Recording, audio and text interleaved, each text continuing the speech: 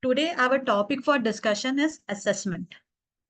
Now, under GST, there are different way the department do inquiry or verification. One of which is assessment, which runs from section 59 to 64. Then we have audit, which runs from section 65 to 66. And then we have inspection, search and seizure, which runs from section 67 to 72. And then we have a demand notices, which runs from 73 to 76. Now, why I am discussing is there is a reason. Now, when we will be taking you through the assessment, you will notice their scope and the manner and the form which is prescribed is limited to the extent which is prescribed under the Act, and it cannot be expended by the officer in any other way. One. Second, unlike audit, where the officer has power to ask you for the document and do the verification, assessment doesn't give that power. Assessment is limited to the extent of data, information, or evidence which is available with the proper officer. He can't ask or seek any clarification or any document in order to issue any notices under the assessment. Second, if you will notice the inspection part, investigation part, section 67, that is also limited to the extent of the reason to believe the officer has. So in 67, we will notice that if officer has reason to believe that there is a suppression of turnover, or there is a excess claim of ITC, or there is a contravention of provision, or there is a movement of goods which is in violation of Act, only on those circumstances specific provision under GST Act can be invoked, and accordingly the procedure which are laid down under those sections need to be complied. Then comes our demand and recovery. That is section 73 to 76. 73 non-fraud case, 74 fraud case, 76 where you have collected tax and not paid. Now, why I am discussing is, though there is in part of assessment, you will find reference to this audit section. You will find reference to section 67. You will find reference to section 73 or 74. Reason being, assessment are done for limited purpose. What they have specified, to that extent they can ask, and to that extent you have to reply. No recovery can be made until and unless a notice is issued under 73, 74 or 76. So mechanism to recovery runs from 73 to 76. To determine the liability, it runs from section 59 to 67. So let us go through one by one. What are the assessment proceeding under the Act, and what are the things or precaution we need to take care whenever any notices come and for the assessment.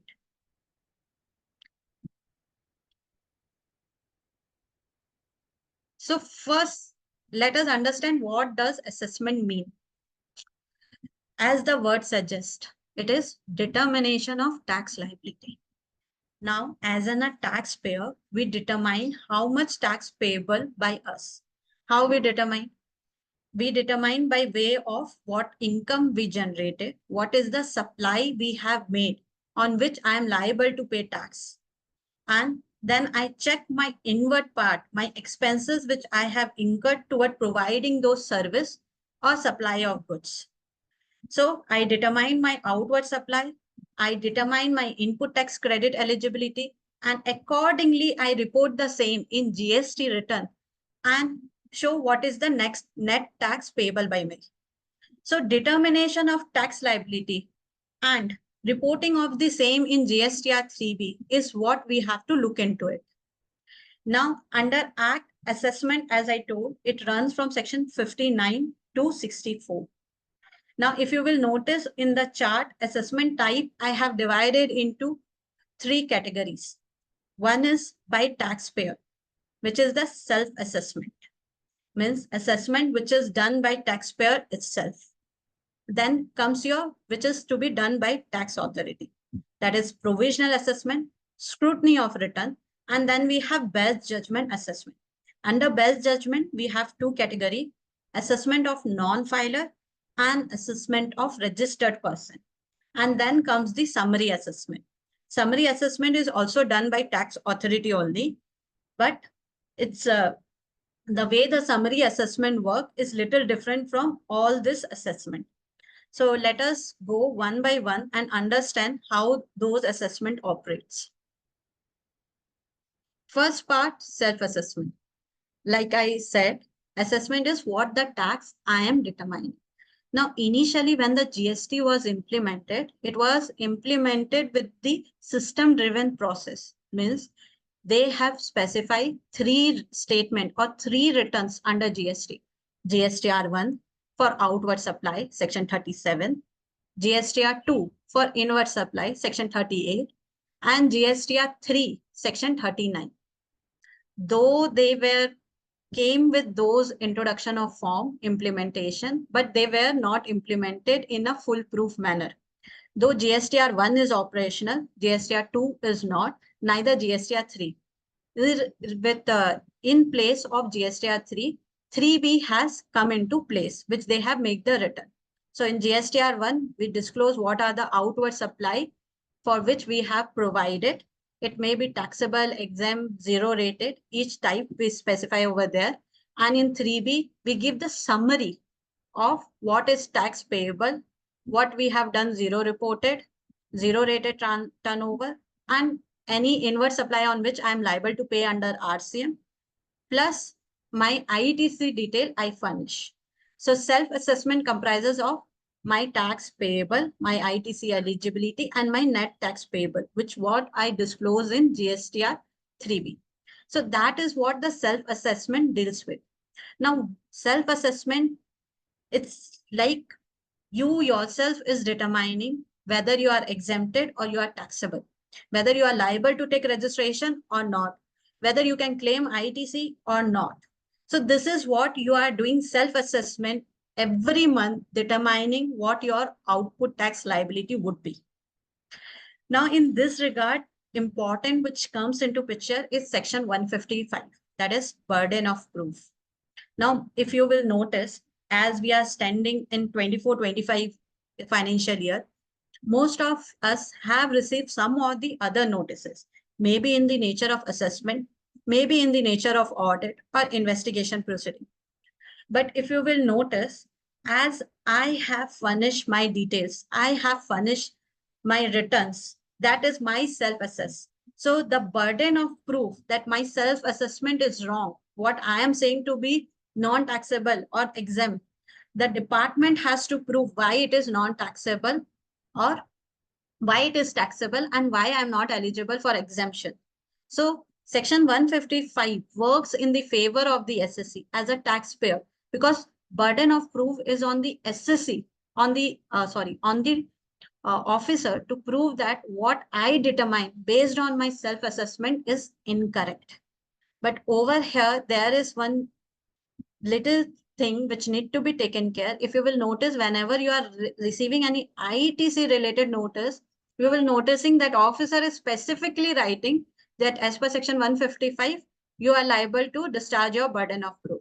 Because this is what the exception is there in section 155. For other thing, they are saying liability to cast the burden of proof is on the officer. But when it comes to ITC, it has been shifted to the SSC, the person who is claiming the ITC. But that is also limited. If you will see the section which is there on the session today, that eligibility of input tax credit for that burden of proof is on you. Now, when we say eligibility, section 16 and 17 comes into picture. So you have to make sure if any ITC related notice has received, then you are required to show them that whatever you have claimed is correct. But other than if officer is saying what you are doing for your outward supply, your exemption is incorrect, it is upon the officer to show that it is incorrect. So whenever we receive any notice, we should not jump to the fact of fighting that we receive one notice saying that the turnover, the outward supply which you have declared in GSTR1 as exempted is not exempted. Prove me why I should not collect tax from you. That simple notice from the officer will not work. because in that situation, officer has not discharged his burden of proof.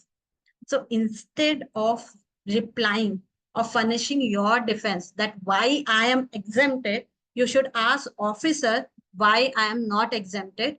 Give me the basis of forming such allegation upon me. So that is what you have to look into it. You have to decide that whether you want to take the approach or you want to shift the burden of proof from the officer to yourself. This is what you need to be careful while drafting any reply. Even assessment reply also you need to be very much careful how do you reply. Otherwise, see, when the officer is unable to discharge his burden, if he can't prove on what basis he concluded or what basis he is of the opinion that the same will be liable to pay tax, you have a good success chance that those types of notices without having proper base will fail. It can also fail in a situation where you may be liable to pay tax, but due to the failure of the officer to stabilize such ground, that notice may get dropped. Now, another thing is for self-assessment, as I am discussing about GSTR 1 and 3B. Now, there may be a case while filing GSTR 1, an error happened. The value which need to be disclosed in for the month of April filing, suppose it's 1 lakh. But while disclosing by mistake, error happened and it became 10 lakh. Now, while filing GSTR 1, though that error has happened, now the question which arises, while filing GSTR 3B, obviously you will show 1 lakh only, not 10 lakh, and you will discharge the tax based on 1 lakh. Now the question which arises, can 10 lakh will be the self-assessment or 1 lakh is the self-assessment? As we are aware that we have a time limit to correct any error or omission we did in our GST return till the next of the financial year November month. But it happened when they are issuing notices, they are issuing for the month tax period or a quarter tax period based on the way they are getting tax payable, not tax paid. So you need to be careful that you maintain a proper reconciliation of whatever adjustment you do in the subsequent month so that if any notice come, you would be able to substantiate the same. One. Second, due to this discrepancy, recovery can happen. Now, due to this discrepancy, recovery can happen? Yes. As May, June, July are due to come. So there may be a case that while filing April month, you might get a notice that there is a difference between 1 and 3B and you are liable to pay tax. Now, in this regard, I will like you to bring your attention section 17.5.12, which says that difference between GSTR 1 and 3B will deem to be a self-assessment tax because normally 1 and 3B both are being filed by taxpayer. So they deem that even the difference comes will be regarded as self-assessed tax. But though they are saying that, but that is not correct because they are not taking the fact into consideration that law provides us to make the amendment or correction till certain time limits specified under law. So while issuing section 75.12, you will notice that they are giving you one notice form DRC 01B. I don't know, but notices has been start issued. Maybe some of you might have received form DRC 01B. It's look like this, where they will be giving you this is just a sample format for the session purpose. So where they will be giving you what my GSTR 1 is showing, what my GSTR 3B is showing, and they will ask you to give explanation for the same. Now you are required to submit your reply in part B of this DRC 1B. Now they have given us 5 options to reply in case of any discrepancy they notice between 1 and 3B. For GSTR 2A versus 3B, it is form DRC 01C. So over here, you can go and check into your system. If any notices they have been issued, that will be appearing on the portal. Now this is system generated. Earlier they were issuing manually also, but manually it is not allowed. So it need to be uploaded online only, and online you have to furnish the reply, because non-furnishing of reply will result into first recovery proceeding. Power has been given to them. If no person furnish the reply, they can initiate a recovery proceeding. Second, recovery proceeding can also be initiated even if reply they find it to be non-satisfactory. Third, they may block your GSTR 1 or 3B based on non-filing of GST return. So you need to be very much careful that if any of this notice is appearing, DRC 01B or C, you should file it immediately. They have given 7 days as a statutory limit, but the portal as of now still doesn't block you from furnishing the reply even after 7 days. Because when you will go log in into portal for filing GSTR 1 or 3B, you will come to know that you are not able to file due to if any of this notice has been issued and you have not furnished the reply for the same. Now coming back to this form DRC 01B, now you will notice 5 options they have given. 1. Tax liability paid in earlier tax period in form GSTR 3B. So you are saying you have already paid this tax. Now, the moment you say already paid, now burden of proof shifted to you to prove that how it has been paid, when it has been paid. Because just by selecting it will not work. Now, suppose for the example, taking the period of 23-24, Feb month, you might have got this notice and you might have discharged in the month of December before only. The only thing was, while furnishing GSTR 1 of December month, you might have missed out to report this transaction in GSTR 1, but tax was paid in 3B. But when it came to Feb month, on coming to know about non-disclosure of one particular transaction, you have reported it. So while replying to it, you should specifically mention about those facts and show that how the tax has been paid. Then form GSTR 1 or file with incorrect detail. Again, you have to give your reply, what incorrect detail or what has happened. Sometimes clerical error are of such nature that it can't be rectified. I take the example of 1 lakh became 10 lakh, but it can also be a case 1 lakh may become 1 crore. And the case may be of such nature that whole turnover of the financial year of that entity may not be even 1 crore. And one more thing we should notice that you can do amendment only one time. So maybe 1 crore while correcting became 10 lakh, but does not become 1 lakh. So there can be a multiple instance. Under such circumstance, it is advisable if you are not able to rectify that data due to the fact that you have already did amendment one time, or it is of such nature that it can't be adjusted, then you should write a letter to the department informing about such discrepancy. Because it's not the case every time you may get the RC01B.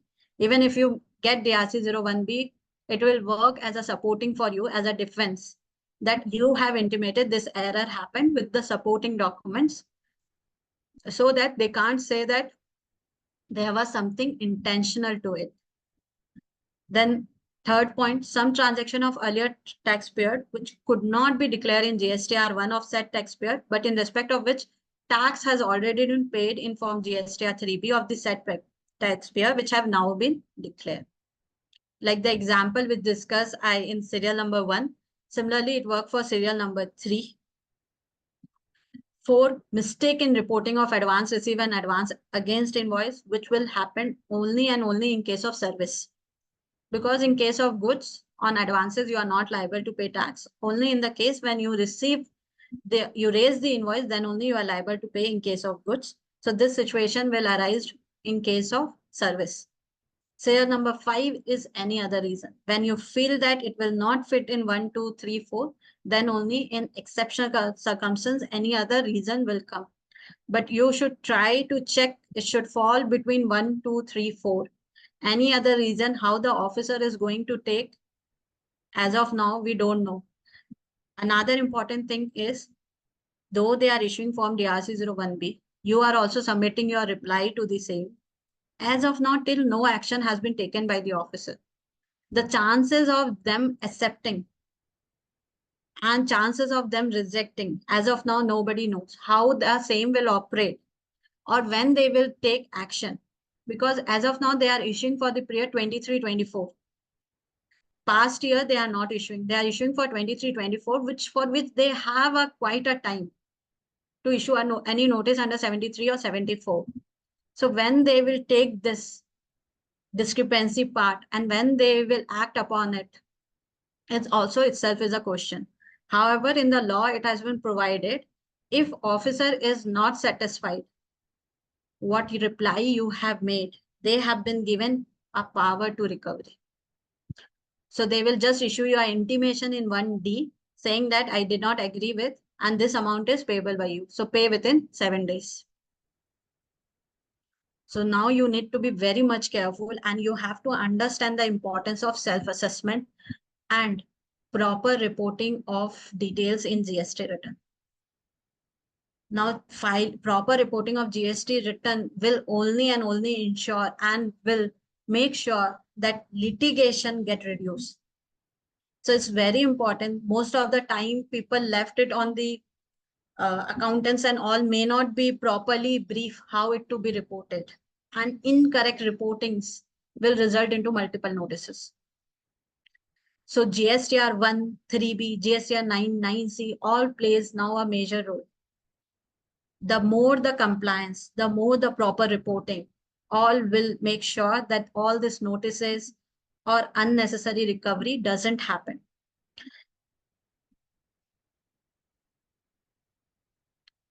Now, as I discussed, recovery proceeding can be initiated just because of error in 1 and 3B. This is what I discussed. They will give you one opportunity to explain why there is a discrepancy. If they are satisfied, it's okay. If they are not, then obviously there will be no other opportunity. They have been given power to make recovery proceedings. So it will be better after furnishing a reply, you can go meet the officer and explain what the situation is that. So because under GST Act, under registration, while doing registration, we are compulsory required to give our bank account.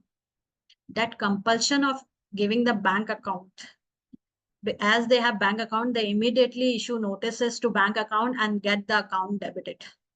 So you need to be careful while filing your GST return so that no such thing happen. And why filing of return is also important, we'll also come to know in other part of our discussion.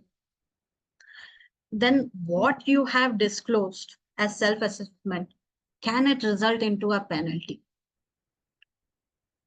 Now we are saying about the fact that there may be a genuine error. There may be a case that genuine error has happened.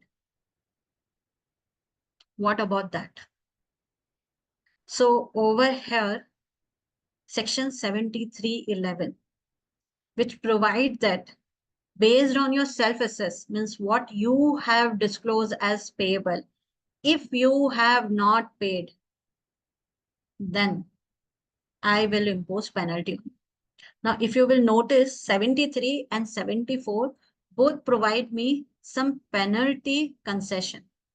73, which says that if a person pay the amount of tax interest before any proceeding is initiated or even after proceeding is initiated, but within 30 days of issue of notice, I will not impose any penalty. That is the concession which is given by 73. But 7311 says that irrespective of the fact you have paid the tax interest before, irrespective of the fact you have made the payment within 30 days, you will still be required to pay the penalty if you have not paid the tax within a period of 30 days. So you need to be careful that what you are disclosing in returns are correct and matching with each other. Because if you will notice, 7311 start with notwithstanding anything contained in subsection 6 and 8. Subsection 6 and 8 which provide for not imposing any penalty if a person has paid the tax and interest. So they are saying I will not consider that. Penalty shall be payable where any amount of self-assessed tax or any amount collected as tax has not been paid within a period of 30 days. Because it can be a case you are filing your GSTR1 Like earlier it was happening. People were filing their GSTR1 and not filing their GSTR3B. So if you are filing your GSTR1, then you are saying that this is the amount of tax payable by me. And you have not filed the return for 3 months, suppose for example, then officer can invoke this penalty section. As of now it is not possible because they have start blocking. If you don't file one for 1 month, you can't file 3B for that month. So there is a system in place now. But if anybody is there who has for previous past year where the such blocking was not there, have filed only GSTR1 and not 3B, penalty under this section can be invoked. Plus, penalty can also be invoked in case of today's time also. If somebody is disclosing in GSTR1 10 transaction and 3B paying tax on 3 transaction. So you need to be careful that your 1 3B reconcile match with every month to month. Even if there is any discrepancy, make sure it is taken care in subsequent month. If that discrepancy cannot be rectified, write a letter to an officer and keep a record of it. With this, we will move to scrutiny of return, which will be taken care by Somansha.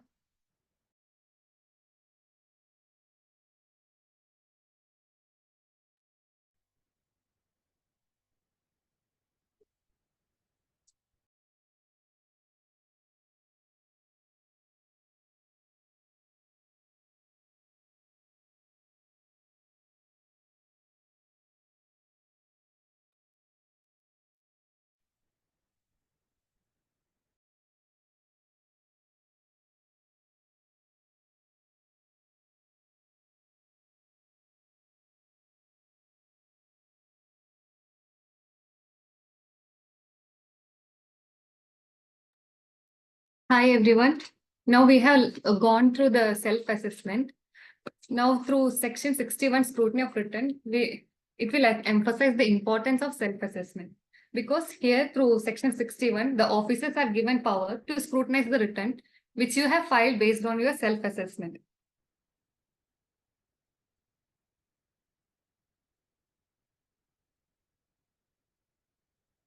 So the proper officer can scrutinize the return which you have filed.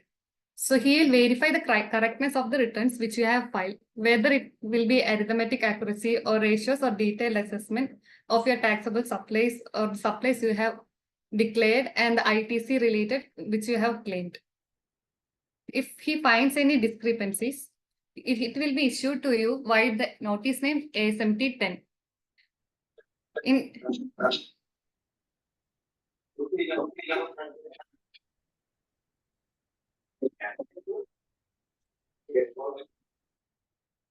So the proper officer will thoroughly check the GST returns for a particular period which you have filed and based on some parameters which are predefined. So if he finds any discrepancies, the same will be intimated by ASNT 10 with the quantification and the interest which is payable. So once we receive this ASMT 10, we are supposed to reply to this ASMT 10 within 30 days of time or such time period which he have extended.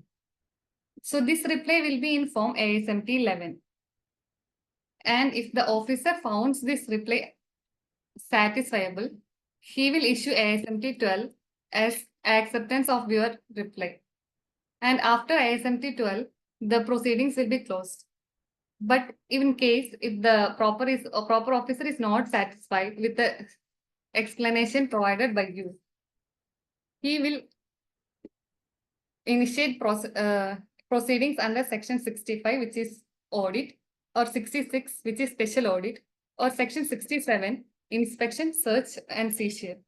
And he may issue show cause notice under section 73 or 74.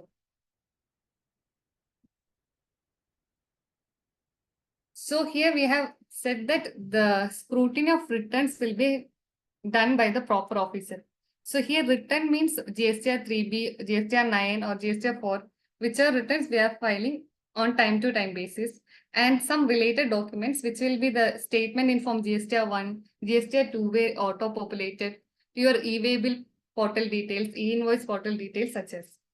And these details will be available for the proper officer from DJRM, that is the Direct General of Analytics and Risk Management, which is a system maintained by the proper officers. So from here only, they will get the data which will show the discrepancies in the returns. So what all will be covered? What all will be covered under discrepancies will be that officer may look into your GST of 1 and 3B. They may do the reconciliation of 1 and 3B. So there will be some differences which cannot be reconciled, such as ma'am said that our actual turnover was 1 lakh, but inadvertently we reported it as 10 lakh, but we couldn't rectify those within the time limit. So these kind of reasons, it cannot, after time limit, it will be unreconciled. So we should be ready with this recall when the department comes to us. So while replying, we can give the explanation of these reconciliation. And if it is duly taken care in your 999C, it can be kept as a backup for your support. And in case in 1 versus 3B only, if there is export in 3B, you have reported it under table 3.1A instead of 3.1B, which will automatically increase your other than export taxable supply, for which also department can issue an ASMT 10. So if you have done the proper reconciliation and kept, once ASMT 10 is received, you can defend properly with your genuine reasons. In case even ASMT 10 can be issued for ITC related cases such as 3B versus 2A. It can be a case where your vendor have filed his return with instead of your GSTN to a different GSTN. But you have satisfied all the other conditions under section 16. But with the mistake of your supplier, ITC cannot be denied to you. So if you have all the documents kept ready to prove your eligibility, your stand can be satisfied before the proper officer. And some errors will be due to like RCM and import or supply credit. You may show in all other ITC table 4A5, which will turn into increase excess claim of ITC when compared with 2B. So all these things, if we are ready with our reconciliation, we can reply smoothly to the officers. Even in case of e-way, the officers will verify your e-way bill generated with the taxes paid in 3B. If e-way bill will be generated in case of there is no liability also, such as for job workers. When goods are sent for job workers, e-way bill will be generated. But in such cases, there will not be any GST liability. So if we have all this documentation properly, while ASMT 10 is issued, we can reply correctly to the officers.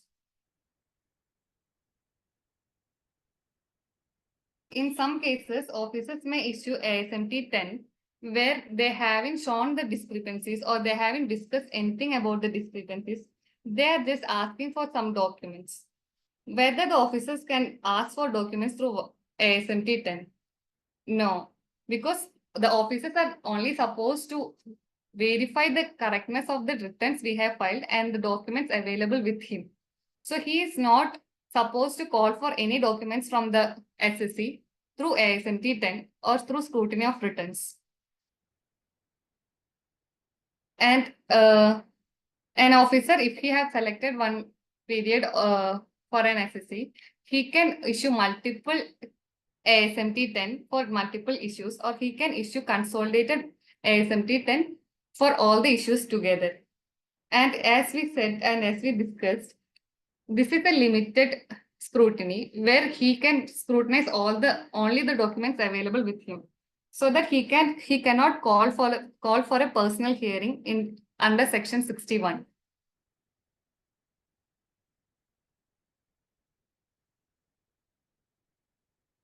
So this is an example of ASMT 10 where the officer have issued on discrepancy between GSTR 1 and GSTR 3B.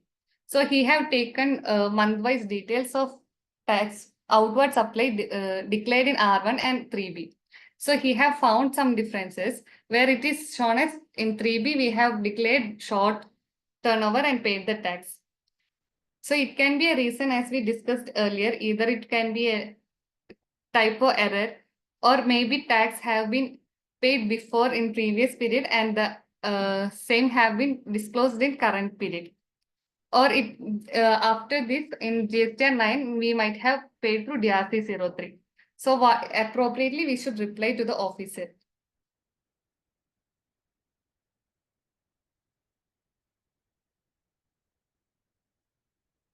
So the reply should be filed in ASMT 11 where we will attach our explanation along with the tax amount if we are admitting that it is payable, the details of which we have admitted and paid have to be disclosed. And as we discussed, once the officer is satisfied with the reply, he will issue ASMT 12 as an order of acceptance of the reply. So he will be issuing ASMT 12 order in this format.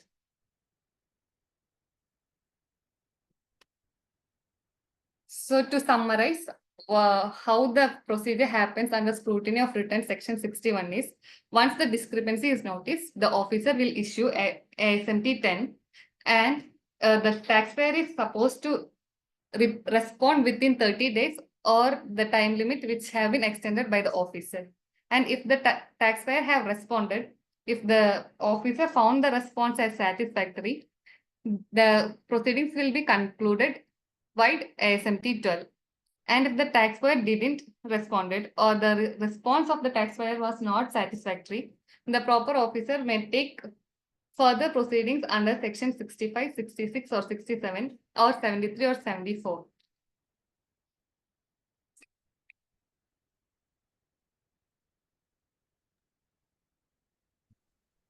So if you will note,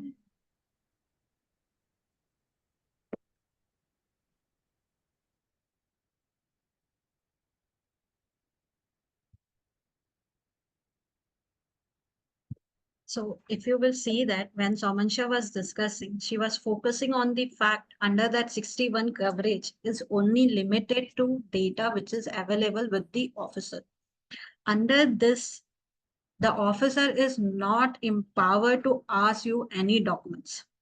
Now, if you will notice, as of now, 1920 ASMT 10 has begun, or maybe ASMT 10 or audit is going on, investigation is going on, and that last date to close under 73 is your 31st May.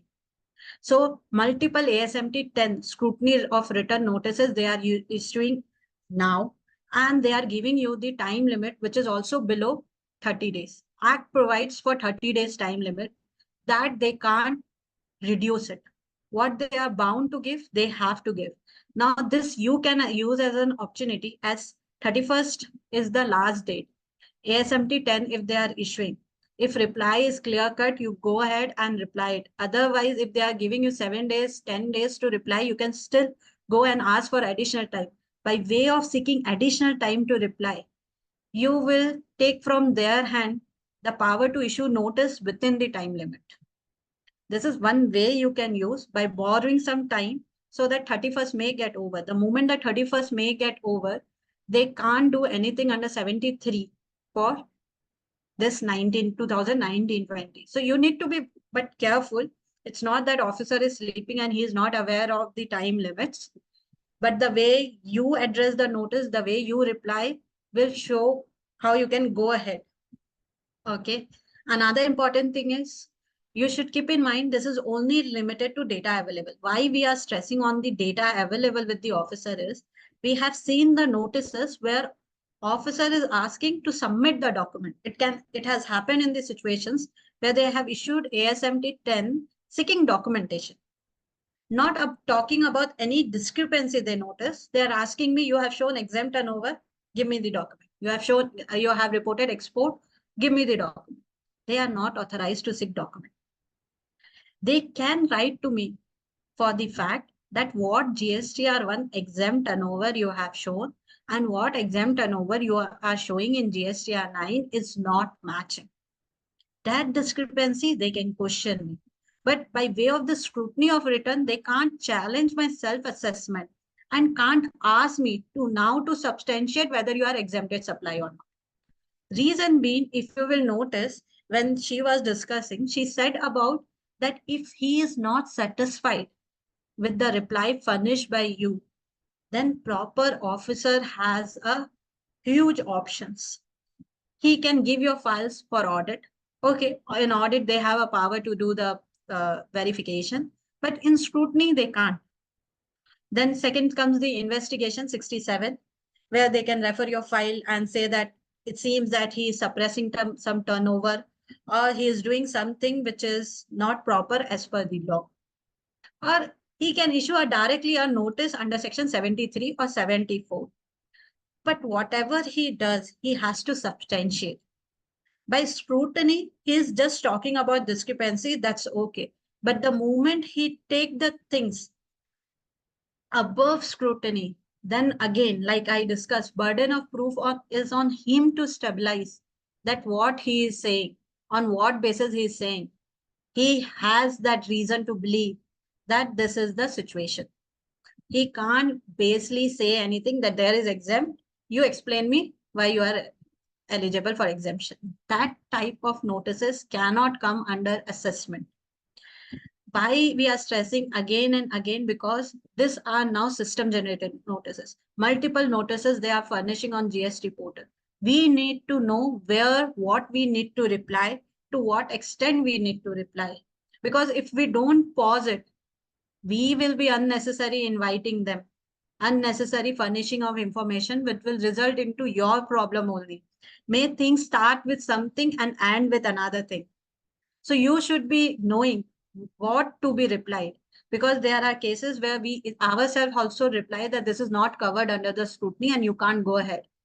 And at that moment only, they have stopped because they themselves know their power is limited. Another thing, scrutiny of written can only and only be done by proper officer. Now, who is the proper officer? Is your jurisdictional officer. The moment you will log in into GST portal, you will notice in your profile section, there appears center jurisdiction, state jurisdiction. Some may be having both, some may not be having both, maybe having single only. And you will see there is one red mark. It may be center, it may be state. Whoever is appearing in red mark, that is your proper officer. No other person can issue you ASMT 10 apart from that officer. You should know to challenge the jurisdiction. You should know to challenge the provision, because over here, section 162, it says that if SSC proceeded with the reply, he can't challenge it afterward. So you should know the scope of coverage of return of every section which is under GST, because every section work in their own dimension with their own forms. So you need to make sure due process which is prescribed under law is followed. If you don't question the moment it need to be, afterward you can't cry and you can't say that this was not as per the law, therefore it is invalid. That is why section 160 comes into picture. So you need to be careful that you challenge about the jurisdiction. If anybody is exercising power way above what has been assigned under the law, it need to be challenged at that time. Even you yourself will find that in this way, you are also able to reduce your part of work. Say, thirdly, now, as we discuss about ASMT 10, notice issued, ASMT 11, your reply, and ASMT 12, the order.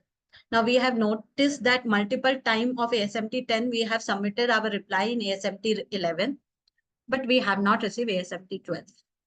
Now, if you will go and talk to the officer, they will say, don't worry, I have closed from my side. I am ready, accepted what you have said. I closed.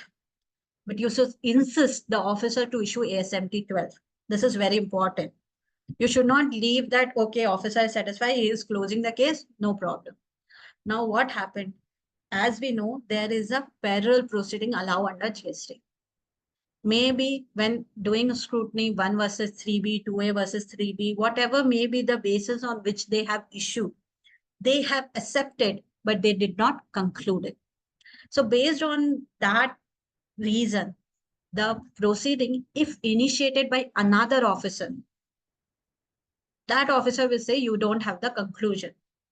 There is no ASMT 12. How I can believe that that officer accepted and dropped the proceeding? So it's very important you do a follow-up, you write a letter, you make sure officer issue ASMT 12. In this way, you will also avoid duplication of reply, duplication of your work. Because once the issue is settled, it will settle for all. Because one officer now can't come and question another officer work. Because if a person has gone through data, verified, then satisfied, and then has issued ASMT 12, then you should not come and question until and unless there is something which appears on the record to be not or grossly error. So it's very important you obtain ASMT 12. It's not the case that officer are not issuing it, they are issuing, but you have to pursue. So it's not an imaginary order which has been provided under the act, but nobody is following. You have to make sure you obtain those documents. Now, while replying to scrutiny of returns also, you have to see what is the allegation made. Now, sometime you will be noticing state officers are issuing endorsement, not in proper ASMT 10. Which is straight away like which type of form it is, we don't know. They don't write the section, they don't write the rules and all. You should at that time only ask under which jurisdiction you are asking. Because the moment they will receive those letters, the habit is to keep all those files at the back. Now, when they will pick again, when they will do the proper filing, that when they will issue in proper form may take some time, which can work as an advantage for you. Because on coming to know about those errors or something, you can, if you have a chance, you can rectify the same.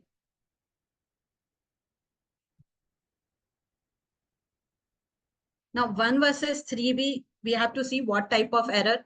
2A versus 3B, we have seen circular 183 and 193, which has come, which has allowed you to, even when it is not showing in 2A, based on the declaration of supplier, you can claim the ITC. I'm not going into the facts where supplier are subsequently become unregistered, or if supplier are found non-existence. Okay, because that's a completely different thing. Reason being, when previously in previous section, anyhow, we have covered those cases and discussed how you should reply. But when it comes to this ASMT part, it is very limited. Over there, you can't go into legal points that been retrospective cancellation does not mean this and this, or non-existence of supplier, you should collect from the supplier. Because there is no use of writing all this thing over here, because they will not listen to all those parts. They are going to issue the notice for the same. But what you can do is you can see whether they have followed the procedure stabilized, and what best you can do, how to reply. So while replying, you have to see what they have asked from you.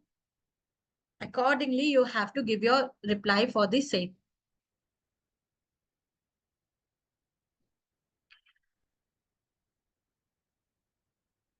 Now comes the part of assessment of non-filer. We read about the self-assessment, and we read about the fact of person who are filing the return and any issues in them. There may be a case who are non-filer. Now, non-filer can be a case only then some person may have not filed 1(3)B from long time, but their registration are now getting automatically cancelled. If they haven't filed 6 months, what the department is waiting, and then they are cancelling the registration. But if there is a gap between the due date and the date on which they have filed, if you will notice, if you will go on to your GST portal on login, you will notice under notices, there is no default for non-filing of return within due date, form GSTR 3A. The notice which they are issuing is GSTR 3A. Now, to whom this assessment of non-filer is applicable, we should know, because otherwise, every time, being unknowingly, we will do something which is may result into our problem only. So what are covered in filing? GSTR 3B, GSTR 4, 6, 7, 8, 9, and 10. So GST return 3B, ISD return, TDS, TCS return, annual return, and final return. So for this only and only for this assessment is there. If you will notice that GSTR1 is not there. So if you are GSTR1 non-filer, this assessment will not come. And another important of this section is, though there is a notice GSTR3A, which will be issued to you, the moment you file that return, it get over. So it is such a limited provision. The moment you file the return, it get over. Now, why I am saying is, there may be a case that you might have filed by mistake nil return. If any notice has come under this section, the moment you file the return, it will get over. They can't question that what you have disclosed in that return is correct or incorrect. That they can't do. So it operates as a limited provision.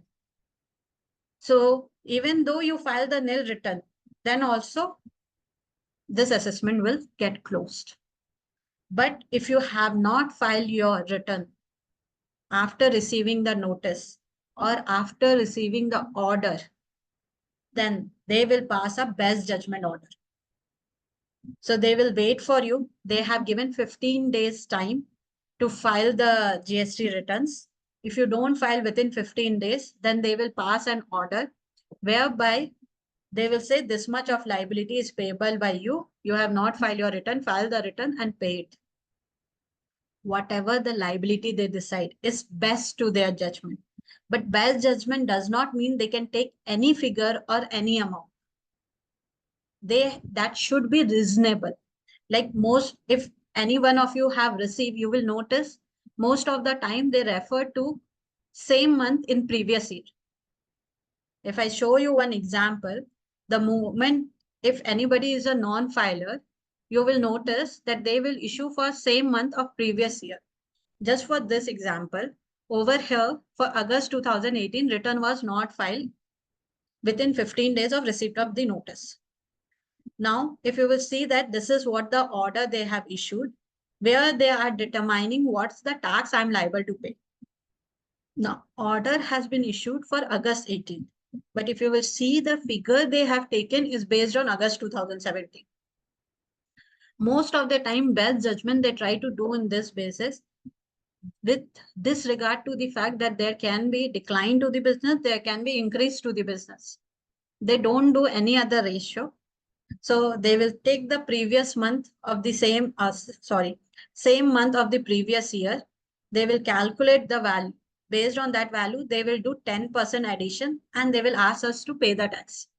But if you will notice over there, one more important thing is about ITC. Now, a lot of us are fighting on the fact that ITC is eligible only when shown in GST. Now, I will not go into that thing now, limiting to our assessment part. Now, over here, even though I haven't filed my GST 3B, but while calculating my liability to payable, they have even considered the ITC. Whether correct, incorrect, it's a different question. But without even filing 3B, they are saying I'm liable to pay this much of tax, this much of ITC, so my net tax payable is this much. Why I'm saying there can be a case where people might have filed after 1 year or after the due date prescribed. So can it be questioned that as in the order they are allowing, just because of belated filing of 3B, can ITC be disallowed? That's a point to think about it. But moving on to this part, but even if over here they are giving me that I'm liable to pay that much of tax, but if I have paid lower than that, even if I have take ITC more than what they have mentioned in the order, there will be no issue because assessment and with my return filing. They can't question the figure is wrong. If they have to question, like we discussed previously, section 61, they have to come. 65, they have to do audit. 67, they have to do investigation. But with the filing of return, this section get ended. 62 get ended. They can't do anything further. Now, what this section prescribed for? The section says that what are the types of return I have already said you what are covered. They have been provided a 5-year time limits. And like I said, first they will issue GSTR 3A and they will give you 15 days time limit to file it. If you don't exercise that within 15 days, then they will issue a best judgment order. Even after issuance of best judgment order, Act provide you 60-day time limit. They say that based 60 days I am providing you, you go ahead and file your return. Then also I will withdraw it. Further, they are saying, I'm giving you additional 60 days time limit. But now this additional 60 days, I will give you with additional late fee. Now, normal late fee is 100 rupees per day. Sorry, 200 rupees per day. Now with this, you have to pay additional 200 rupees per day for further 60 days. So late fee, they have increased. So 60 plus 60, you got total 120 days. And if you file within that, automatically order will be withdrawn. Now, another option is to file an appeal. But if you will notice, 60 plus 60, 120 days, which is 3 plus 1 month. That is the time for filing the appeal. Because first appeal, you have to file within 3 plus 1. That is 3 within the time limit, 1 with the condonation of delay. So 4-month time limit, that the same time they have provided you to file the GST return. But late fee quantum get changed. So this is all what I have discussed. Even after issuance of order, you didn't file or you didn't go for appeal. Both the option you didn't did. Then obviously based on best judgment order, it is an order. So they can initiate a recovery proceeding.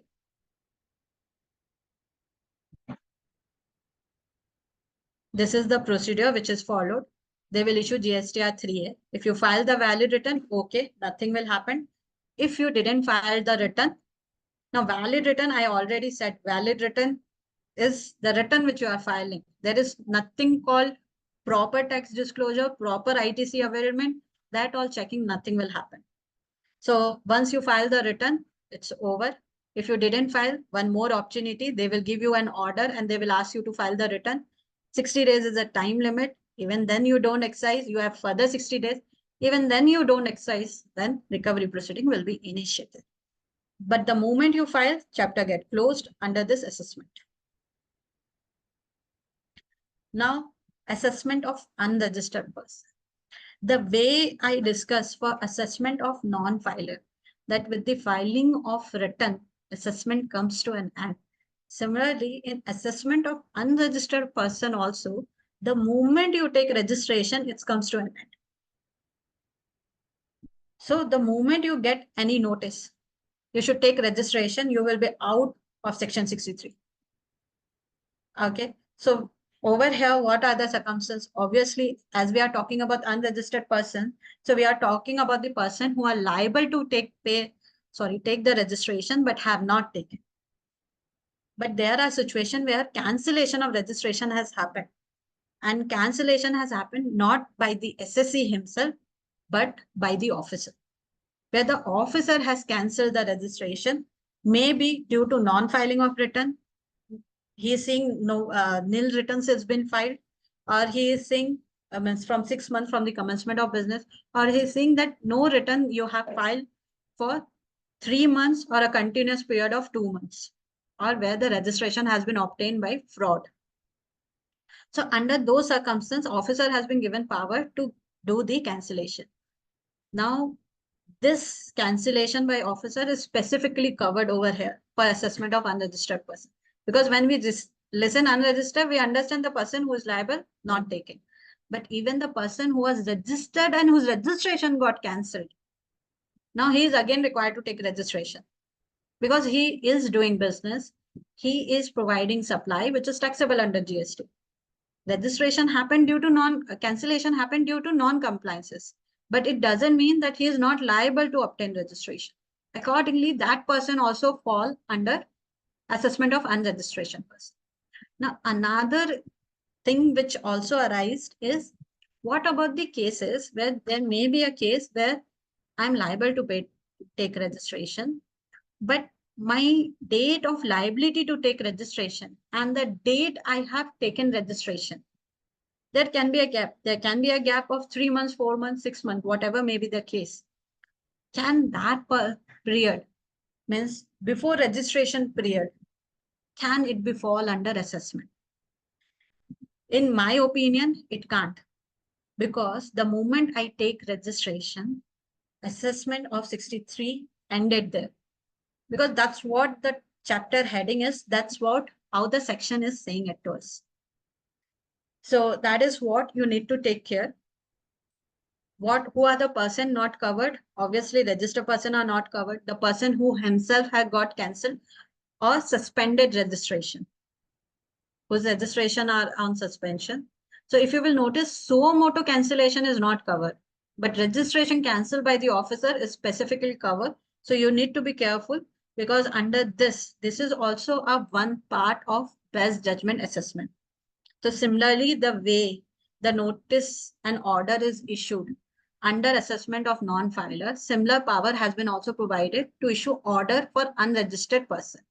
But the thing is that over here, what precaution you can take is you immediately take registration. So the moment you take the registration, this assessment will act, and he can't do any best judgment assessment over here. Similarly, over here, like non-filer, over here is also a 5-year time limit has been prescribed. But over here, if you will notice, PH is mandatory. You have to give a personal hearing opportunity. Without giving personal hearing opportunity, that why I haven't taken a registration, if you think from one point of view, it also a self-assessment. Now you may question me, self-assessment says every registered person, but not to take a registration is also a self-assessment, because I am saying I might be providing 100% exempted, or my turnover is below 20, the whatever way I am doing my aggregate turnover. So that is also a self-assessment. Now he is questioning that self-assessment, that I am liable to take registration. So he has to give me a PH to check whether what I am saying is correct or not. Spot recovery obviously not permitted. If any order is passed, over here, your only option is to go for appeal. Like when we were discussing about assessment of non-filer, I was saying 60 plus 60. Still, you have a time limit to file your return and get it over.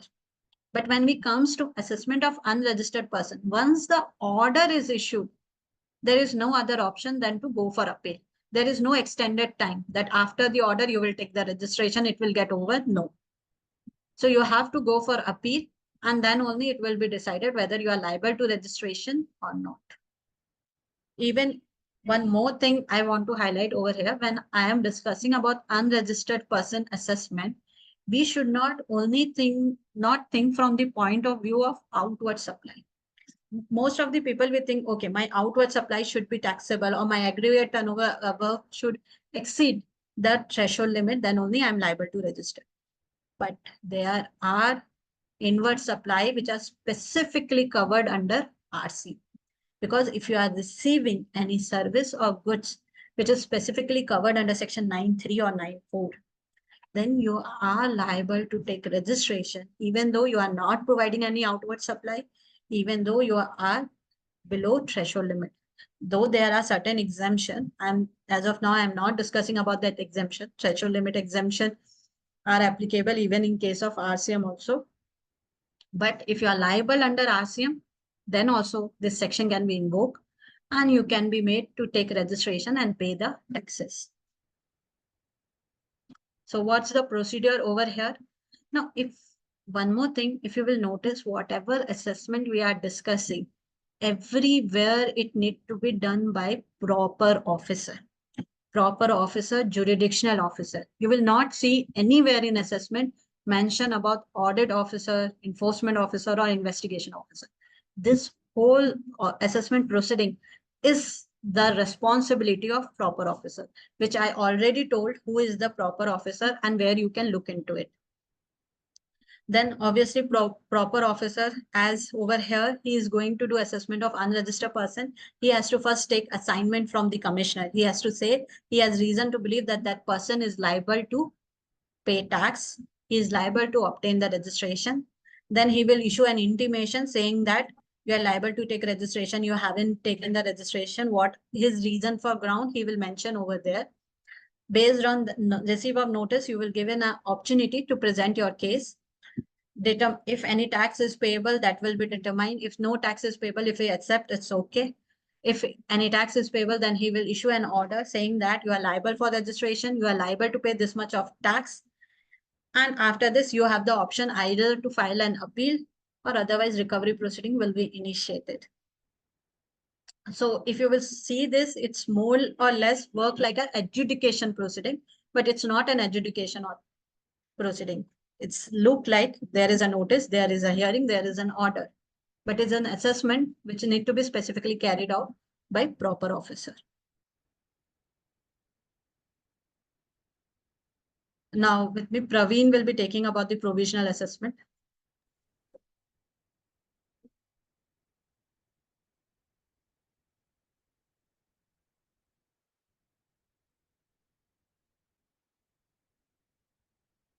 Good evening, Mananda.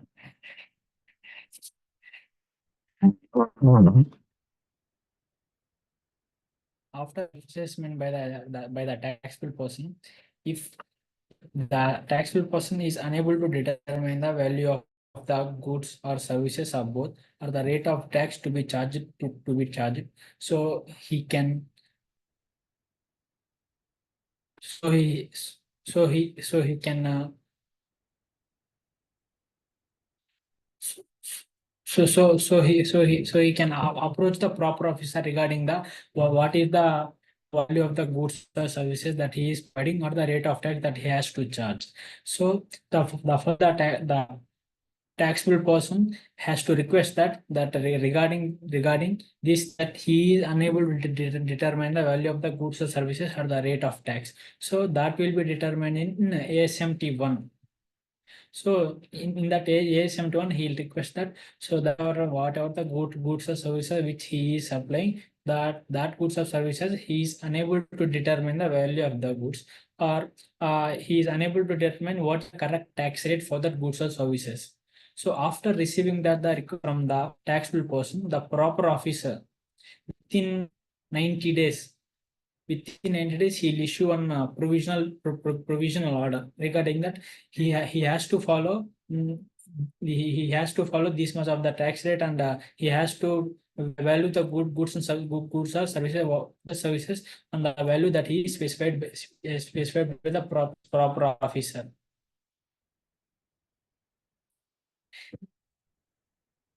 After issuing a provision order by the proper officer, so proper officer will issue final assessment order within 6 months from the date of issue of the provisional order. In that provisional order, they will mention what is the final tax liability or final value of the goods and services that he has provided, or the rate of tax that he has to follow. While issuing a provisional order, that there is no guarantee that even after issuing the final assessment orders, the taxable person or assessee, he will pay that a different amount, whether it is excess or if there is any short paid after issuing the assessment order, there is no guarantee that he will pay that amount. So the proper officer, while issuing provisional order, so he'll make one bond with the taxable person, that so whatever the rate of tax or the value of the goods or services that he is provided in a provisional order, to that extent he will raise a bond that binding the taxable person that he'll pay that amount after issuing the final order final order. So if there is any short payment of tax, that he'll pay. If there is any excess payment of cash, after issuing final order, final assessment order, that he will get refund along with the interest. Let's summarize the provisional assessment. If the taxable person is unable to determine the rate of tax or the value of the goods, so he can approach the proper officer regarding, so what is the value of the goods or the rate of tax that he has to follow. So that taxable person has to request the proper officer in ASMT1 regarding that. So he is unable to determine the value of goods or services or the rate of tax what he has to charge. Then after receiving a request from the taxable person, the proper officer will issue an provisional order in A74 that regarding. So you have to follow this is the tax rate or the value of the goods. Value of the good that you have to follow. He will tell as deemed as think he is which is fit by the officer. He'll issue in A74. Even after even after issuing A74, whatever the rate of tax that prescribed by the proper officer, that is not yet finalized. That so after issuing a final assessment order, if there is any short payment of tax, that if there is any short payment of that he has to pay that along with interest from the date where he actually liable to pay to the date where he is paying, along with an interest of 18%. If there is any excess payment of tax after issuing a final assessment order as compared to provisional order, that he'll get refund from the date where he paid excess payment to the date of applying with an interest of not exceeding 6%. So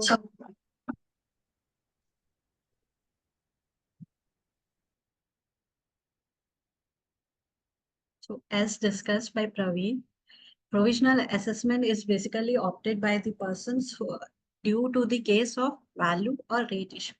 Now, as we know, section 16, 15, which deals with the valuation, there is you can include, there are some inclusion and some exclusion. So while considering the value, if you will see, you have to include the taxes other than GST.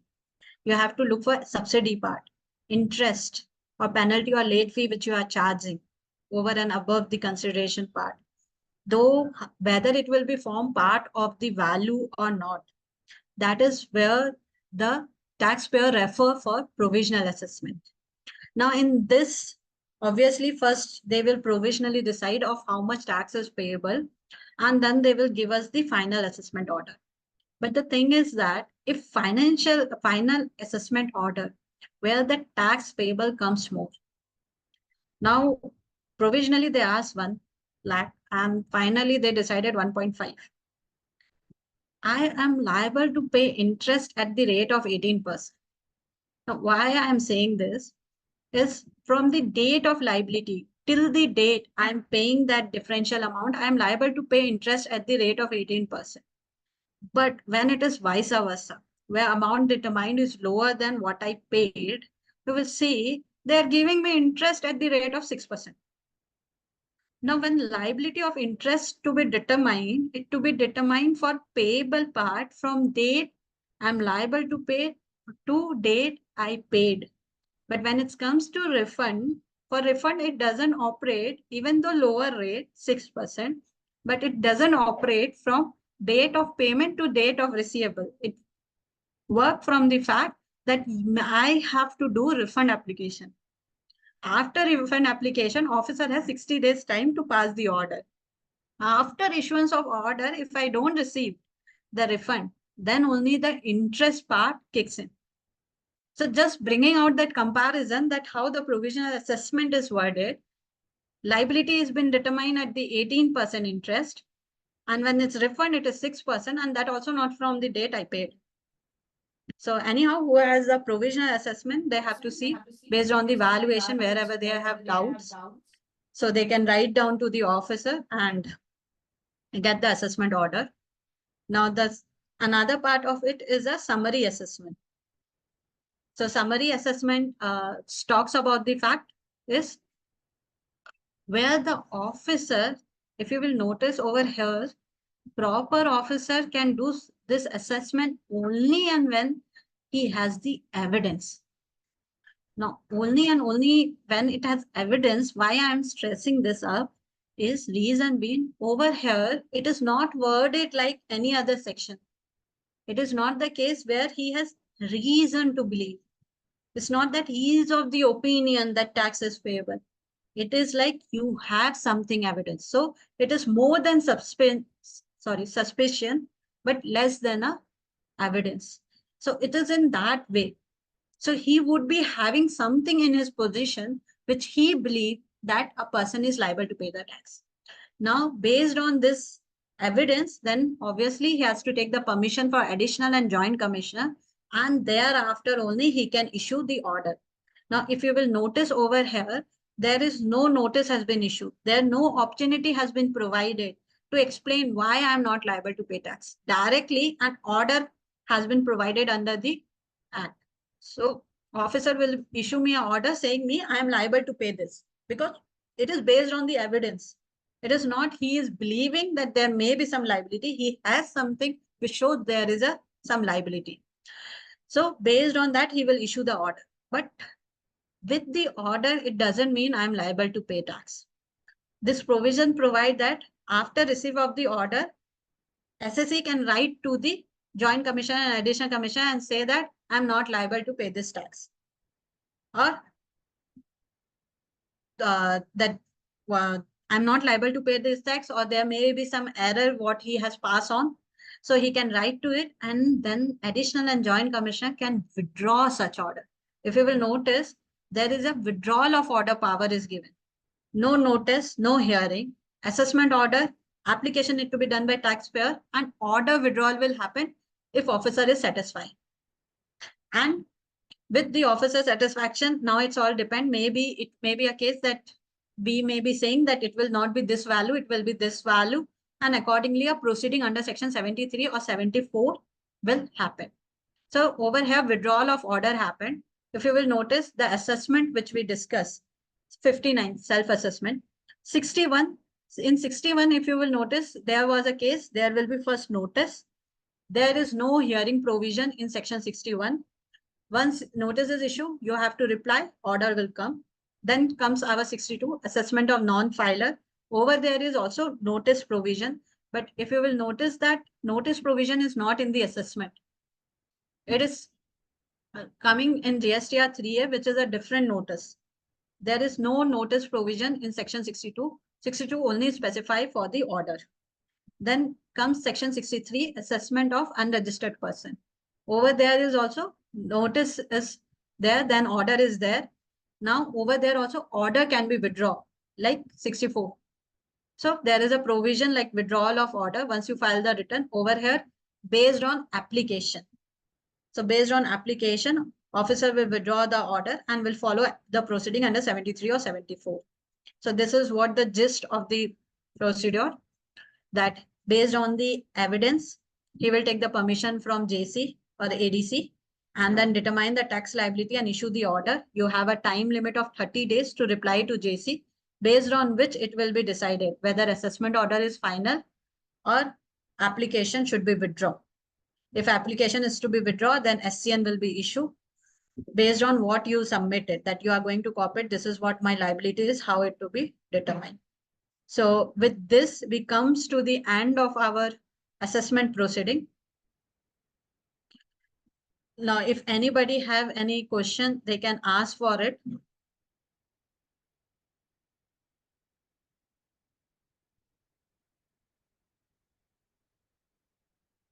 They can write down in chat box if anybody have any query.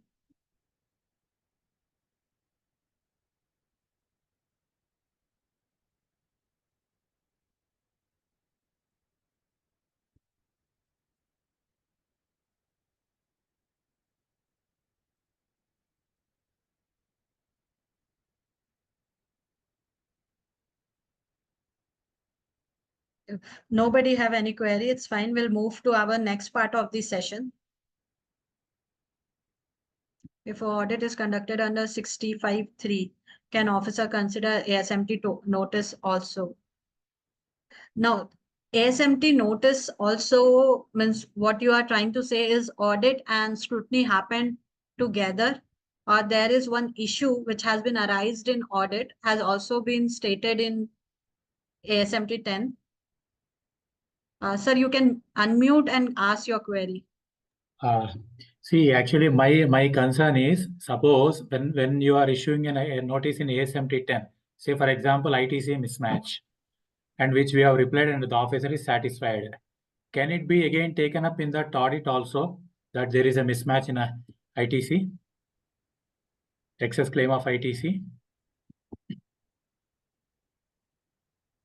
Okay, so you are saying, and when did you, when this issue was raised in ASMT 10, is it got closed or it is also in process? Yeah, it is closed. If it is closed. If it is closed, no need. You can submit your ASMT 10, 11, and 12 if you have received. You can submit it. Audit officer will most probably will not go into that then. Okay. And it is also, even though parallel proceeding is allowed, if you will read section 6, it says that on same issue parallel proceeding can't be done. There is one more query I just want to see. For example, if our unit is located in the one state jurisdiction, Yeah. can an officer of the in the state jurisdiction, the same range can issue a notice as parallelly if there is any change in jurisdiction in the state itself? See, for example, I'll just take the example of Karnataka. There are many like LGSTOs, like jurisdictions will be there. Okay. Suppose if the state tax jurisdiction is LGSTO 1. Okay, but actual our jurisdiction has been changed. If it is changed to some LGSTO 2, whether the officer of LGSTO 1 can issue a notice in DRC 01A or 1, whatever it may be. Can they? No, they don't have the jurisdiction. As I told you, in GST portal, go check your profile part. You will come to know which is the jurisdiction you are following in. You can straight away write that I am not does not fall into your jurisdiction, or you are exercising the power before jurisdiction, beyond jurisdiction. Yeah, I'll just give an example because this is our one of our subsidiary company only, where our jurisdiction was in LGSTO 40. Okay, Koramangala. Okay, in Karnataka. Now it has been changed to LGSTO 111, which is somewhere in Jayanagar, somewhere it is there, or it's at Shantinagar. So 1819, they have issued the notice and dropped all the paras, whatever it may be. Okay. Now for 1920, LGSTO 40, notice has been issued by the Assistant Commissioner. So whether it is valid, if our jurisdiction has been changed from LGSTO 40 to LGSTO 111. Now LGSTO 40 can't do those exercise. They can't do. The moment the jurisdiction got changed, from that time, even for past period, your current jurisdiction officer can only pick. Okay. Actually, we have replied also, but just we are waiting for them to drop. If there is any deviation, then we need to challenge on that also because they are not empowered to issue. You should question this jurisdiction and all before only. You just should write 2 lines. Actually, No we came to know. Okay. Because a lot of notices are, multiple notices can be. I understand, but that section 160, they will try to take a help of section 160, which says that if office means if taxpayer doesn't come initially and he cooperated, then he will lose the power to challenge it afterward. There's one more question for me. Section 155, that burden of proof. Yeah. It is applicable only for that ITC or? Yeah, correct. It's only for ITC on the taxpayer. See, how we will come to know, suppose we have taken the credit, we have when we have taken the credit, we don't know how we will come to know whether he has filed the returns or not. If he has not filed, then anyway we are reversing, no? Correct. But this all has been streamlined currently. Currently, all the system has been streamlined and everything you are coming to know. GST R1, 3B, whatever they are filing, you are getting the filing status online. If you will download the 2B, you will come to know GSTR 3B filing status or GSTR 1 filing status. For past period, when the system was not there, this issue is there. That how I can check whether my supplier has filed 1, my supplier has filed GSTR 3B. Okay, the moment they are filing GSTR 1, it's okay. It is getting auto-populated in GSTR 2A or 2B. But 3B we were able to know. That's a fight, sir. You have to do. It will go a long way. That's why they have come up with the circular 183 and 193. But that is also 17, 18 and 18, 19 only it will be valid. For 1920, no, it may not. 1920 is also there. Circular 193. 193. From 1920 to 2021, they have covered there. Okay. Thanks, ma'am. Yeah. Anybody, anything else? Or otherwise we'll move to our next session. Fine, thank you all. Sir, over to you. Tarun. Anil sir. Good afternoon, everyone. I'm Anil Kumar, practicing with Venan as a partner in Assurance Services. Today, the technical session, we have broken into two or three elements. One, Mr. Tarun will be taking through us the how cost center report has been prepared and how it is going to be used across in all other in the parameters of reporting and all this. Next, we'll be going through one audit tool called a Tally and Wheels, and we'll see like how it can be used during audit process. And next we shall see like how to use AI in statutory audit. Tarun, can you start? Okay, sir. Okay. Yes.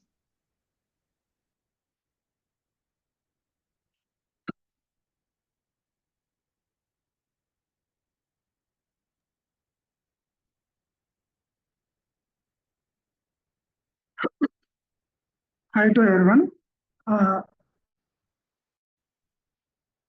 Is it audible? Okay. Your screen is visible and audible. Hello. Sir, okay, sir. Okay, sir.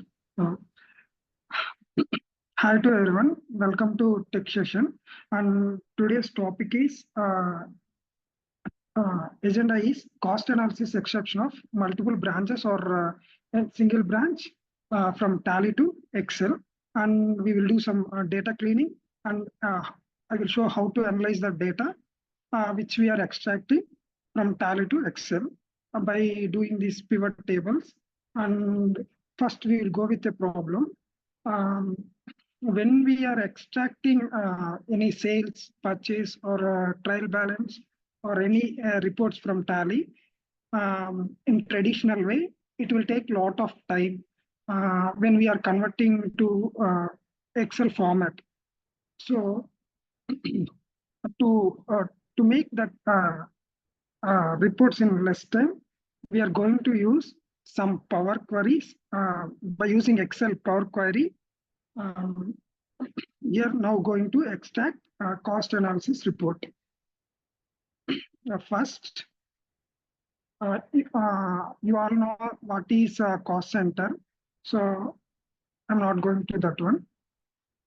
And first, we have to open Tally.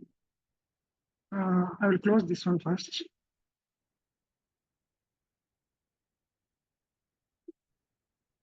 And I will open once again. This is Tally 4.0.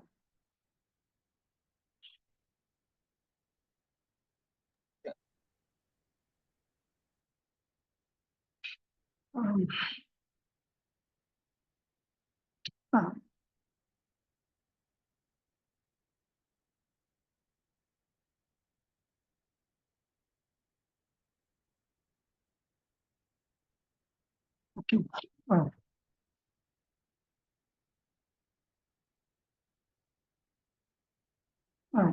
First, when we open the Tally, first of all, we have to enable ODBC. It is like it will connect with Tally to Excel. For that, we have to enable ODBC. We have to go F1, settings, this connectivity. We have to press enter. Then I already enabled ODBC. So like this option, we have to enable Tally. Both S and port number is whatever port number you want, you can give that one. After that, we have to press enter. Then it will load. And second point is, and we have to install one TCP file. It is also in TDL add-ons. In this, I already installed one cost analysis TCP. This is how it looks like. And so after this, we have to open any one company. Tarun, once the problem statement is 4 areas like this. basically, if a company is having multiple departments or multiple divisions, and when you want to analyze the cost, like department as P&L or department-wise cost reports, basically from the tally, it will be very difficult to analyze. And once you export the data from tally, from the cost center report, it will not come in the right way. So it could be there could be chances that even for balance sheet items, the cost center should have been enabled. So considering all those parameters, what we have done is that we have tried multiple versions and came out with this theory and this tool saying as where only the P&L items will be read and the reports will be prepared based on the P&L items only. So this report will run only for the P&L item, not for the balance sheet and any other, especially for the balance sheet. Tarun, you can.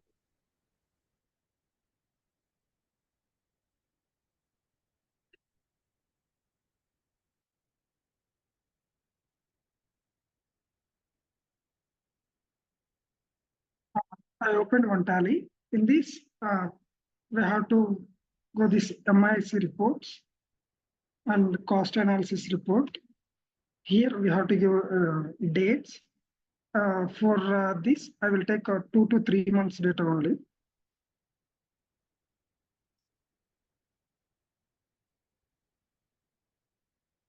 So here we are generating a report. So this is how it looks like a cost center. So same as it is, we are going to extract in tally by using queries. So now I will open Excel. In this, we have to go data tab, data ribbon tab, and get data, and from other source. In this, from ODBC.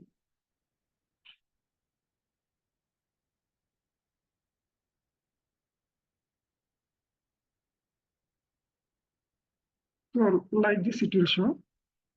And when we enable ODBC, that port number, it will show here.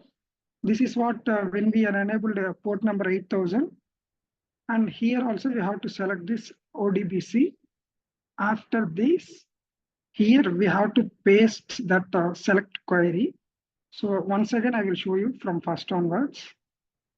And so first we have to open Excel. In Excel, data ribbon tab. In this, get data from other source. In this other source, there is an option called from ODBC. So I'm selecting this one.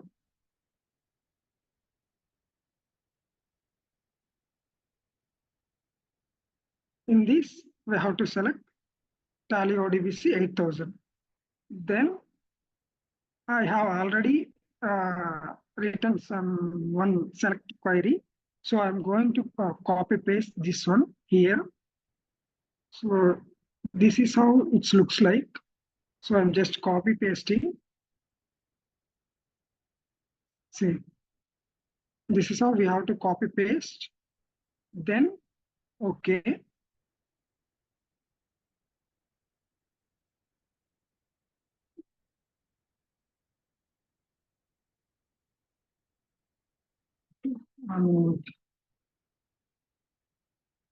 So here we can see this, the extraction report, same as it is in tally. You can see this one, same columns, everything. It will extract same as it is. So this is how we did. And here the new options we can see by enabling transfer. Sorry.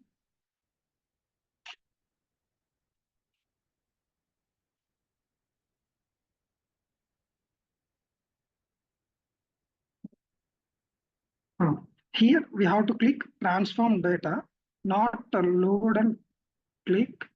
So I'm going to transform data. When you click on transform data, it will show some Power Query tools and options, ribbons, everything. Here we can do, okay, it is loading. See, this is how we'll get data. In this, These are all Power Query options, which is useful for means cleaning, data cleaning, some modifying everything. We can do whatever we want. We can transform every data in this Power Query. Only once we will do, and every time we have to do only refresh. Then every time it will changes the data automatically, dynamically, and it will gives a report to us. So now I'm going to change, rename this query one to Asian Digital Company for our understanding. Like this. Now I only loaded one company. So I'm going to load another company, another branch or a company by clicking in this tally again. We have to open another tally. Same as it is.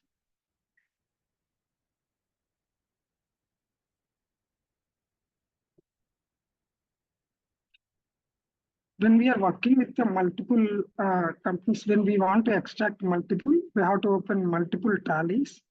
From this, we can extract same as it is. Now, I'm going to F1 help in this TDL add-ons. No, sorry. Settings, this connectivity, in connectivity, clients and server. In this, we are going to change one thing. It is port number. Both two options is same. Last one is we are going to change. It is because when we are working with the same tally port numbers, the Excel will not extract the data from two tallies. For that, we are going to change this port number to some 9,000 or 8,000, whatever number you can keep it that one. So I'm going to give 9,000. And I will do yes, but it will restart.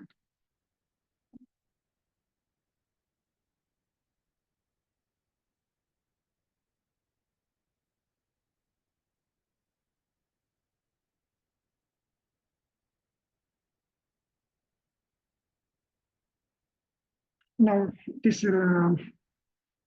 so it is loaded. You can see this tally ODBC funds, whether it is enabled or not. So 9,000.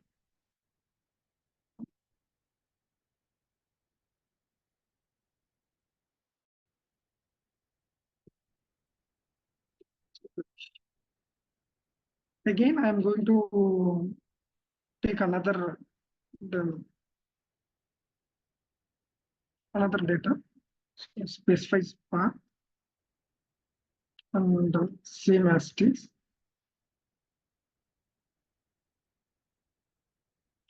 Now, before I took ASMPT Limited, now I will take another company. Now I will take PTI.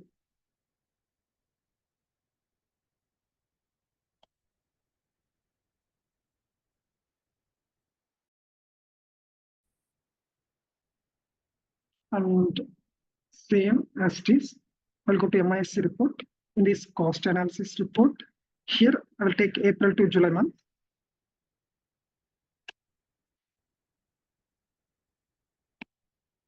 So report generation. And here we can see that report. Now we are moving to Excel sheet. In Excel, we are going to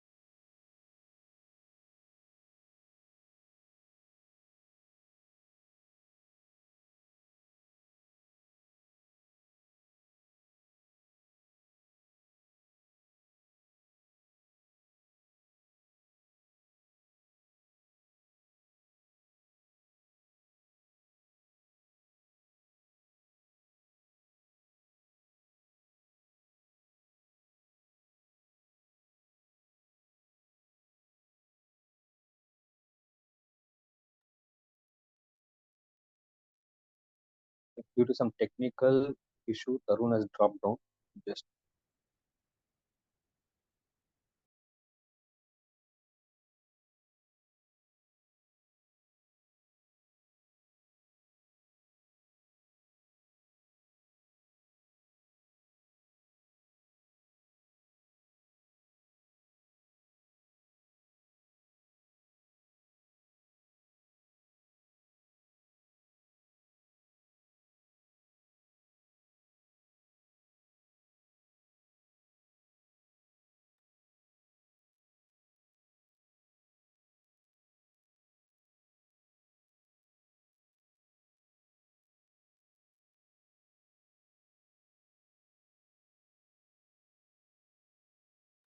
okay. Before Tarun joined, I think he has some technical issue. So what I will do is like I will take you through a one audit tool which we are using at our office, but I'm not promoting or doing anything with this product. This being audit season, and we all know that we most of the time the data will be coming on the last minutes, or data is available, but we are not able to do the 100% verification of the informations or verification of the data. So what we came out with this product, and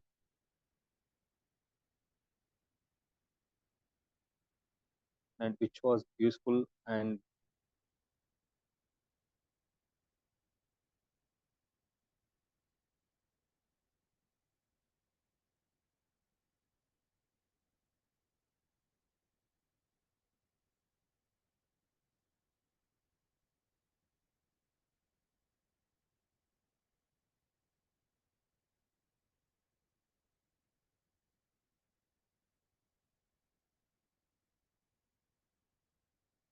Tarun, you want to take over?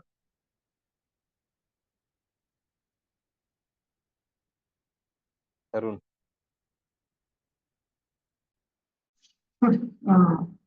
Sorry for interruption, sir. Here net is not working, so I connected through mobile. So sorry. Now I will tell first onwards. So we opened a second company. This is 9,000 port, and we are going to Excel. In this, we have to take a new source. Here, other source, blank query.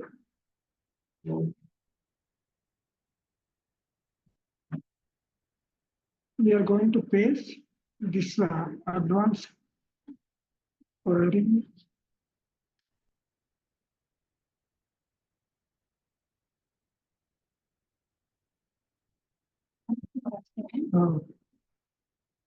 So here we have to change port number. I will change to 9,000. Then click on done. See, here we can see that from second company, we loaded the data. So I will change this query one to company name like this. And now we are going to append these both companies into one sheet. This is first one, this is second one. So here is an option called append queries. It is in home ribbon tab. There is an option called combine. In this append queries. Tarun, we are not able to see the screen. Sure. We are not able to share the screen.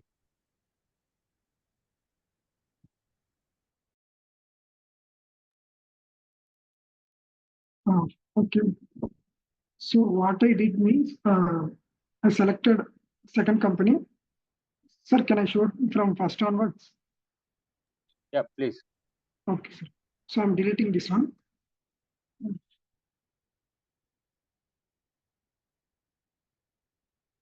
So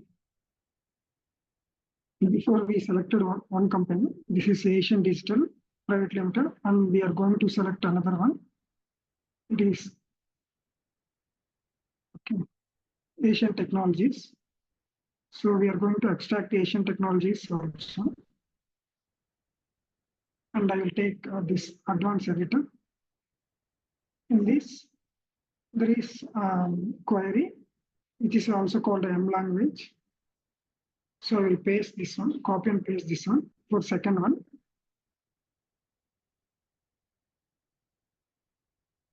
New source. In this other source, here it is called blank query option. You have to select this one. When we are extracting for the first time, we have to go through ODBC. When we are going extracting second company or other any companies, we can take a blank query option. So I will select a blank query.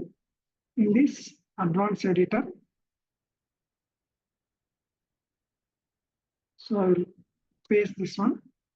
And here I am going to change only port number. It is 9000. So then I will click on. See, this is Asian Technologies PTA. We got both two companies, and I will rename this one. Here queries 1 to Asian PTA. And we are going to clean up, or we are going to merge and append this data into one sheet. For that, we are going to use one option called Append queries. So it is in a home ribbon tab, and there is an option called Append queries. So I will click on this Append queries, and there is an option called Append queries as new. We have to take new. So I will click on new, and one new window will pop up like this, and we have to select 3 or more tables, and then it will show a window like this. Here we have to select whatever the companies we have to merge, that we have to select. So already we have got Asian Technology PTA. Then I'm going to select this one.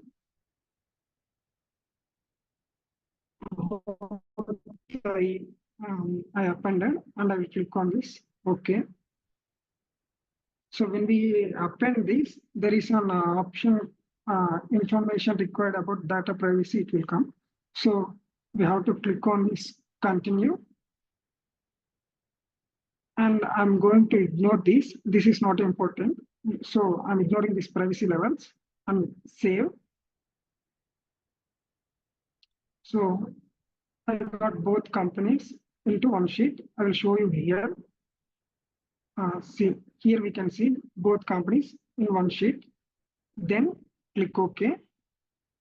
Now I'm going to clean up this data. Only one, I will show one column.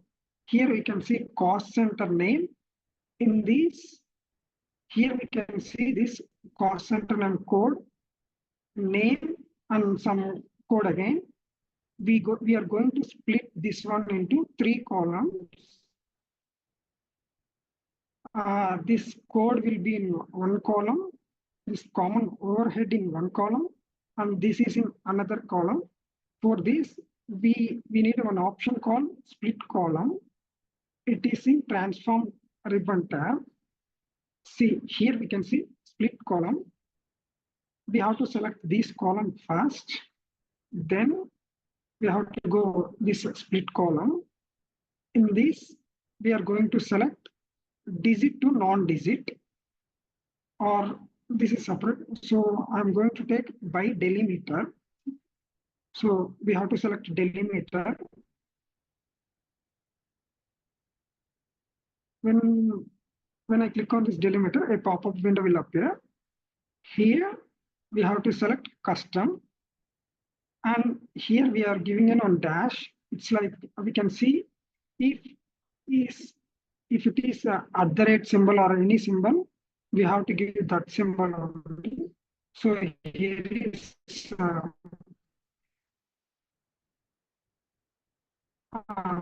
dash symbol. So I'm giving that both. Select this each occurrence of the delimiter, and I will click on OK. See, within seconds, we splitted this one column to 3 columns. Here you can see code, number, everything is separated. So I will rename this one as cost center 1 This is main one. So I'm going to rename this one by clicking double click. We can rename cost center. This one I will rename as cost center core.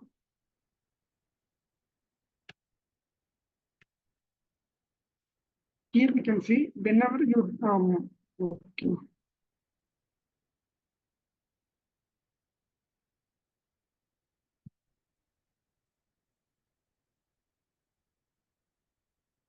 Here we can see whenever you modified anything, here we can see some steps are going on.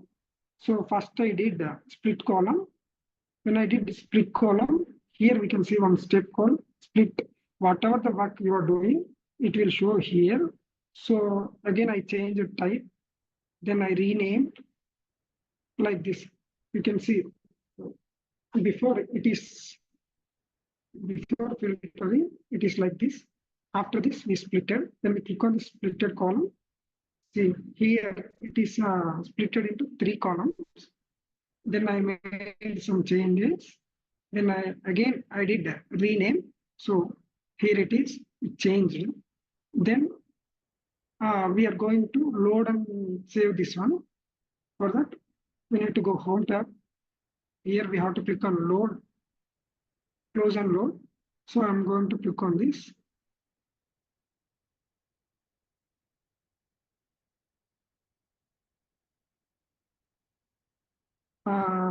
When we load from Power Query, this option is appeared.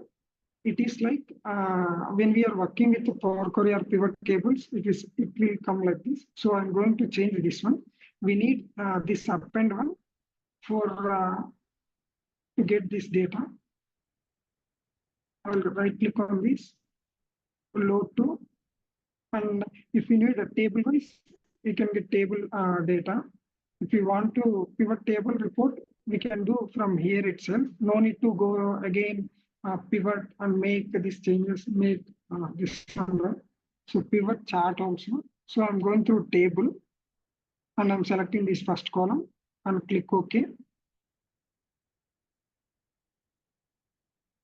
See, both the sheets we combine, and this is the both company data, Asian Digital and Asian Private Limited. So this is how we will get data from Tally to Excel, both companies' data. And now I'm going to make pivot and make some analysis, or I will show you how to make pivot. This is the overall data.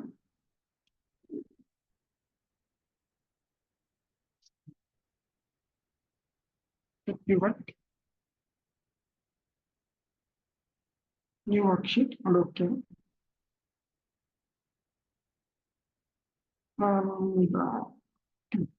I'll take employee cost center name. Some debit and credit.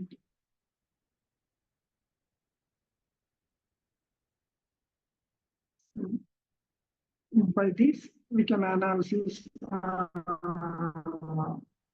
everything for each employee, how much this credit and like this. This is how we will extract data from Tally to Excel, and this is for today. So, hello, sir. Yeah,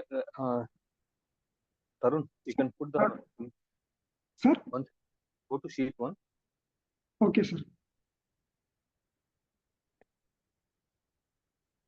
Do we have the company name or the project name? Sir, company name. Okay. Okay, sir. I will show. Okay, I will add company name also. Company name on the top. Cost center. Okay. I see. And collapse all. I'm sorry. No, put company name and and employee cost center name. Okay. Right click collapse all on the page. Okay. So here we can see the summary of what's the cost and what is the revenue entity wise. Even you can put in the columns the months. Select But, months. sir, Or I have put months in the filter. months. Okay, sir. The date. Select the month. No, cancel this one. Come to sheet 1. Okay, sir. Sheet 1. Come right. There was a month. Sir, yeah, only voucher date month we will get, sir. Okay, voucher month name. Voucher month name is there. Come to select voucher month. Okay, sir. Remove voucher date and select only voucher. Okay, sir.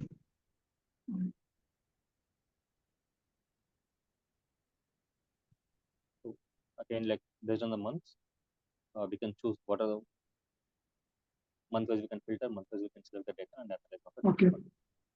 And I will take April month. We can filter April month. I'm going to do like this. This is the April month data. So this is how we will extract everything. Not only cost analysis report, we can extract sales, purchase, trial balance, everything we can extract. So this is for today. Sir, over to Okay, I will take. So basically, this is not only Thank the you. one. Yeah, thank you, Tarun. What Tarun was saying is that this is not only the one way to generate a report, but there are multiple ways. This is one way where we feel it's easy and consolidate both the tallies. Whenever there's a multiple branches, multiple tallies, using Power Query, it will make our life easier in analyzing the data and extracting the reports from the tally and put it in a neat pattern where it will be useful for the manager. Okay. So this is one-time work. We don't need to rework again. We are on Tally. When we are exporting, we have to work again, and we have to export 2 times, 3 times every month. So here, no need to do this and all. Only we have to do refresh. It is in data tab. Here only we have to do refresh. That's it. So and again we have to open these 2 tallies and we have to do refresh. That's it. Sir, over to Anand, sir. Completed, sir. Thank you. Okay, sir. Thank you, sir. Thank you. Let me share my screen.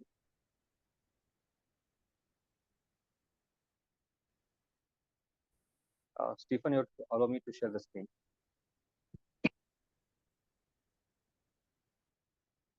You can see, say Anil Kumar SL, not with membership number.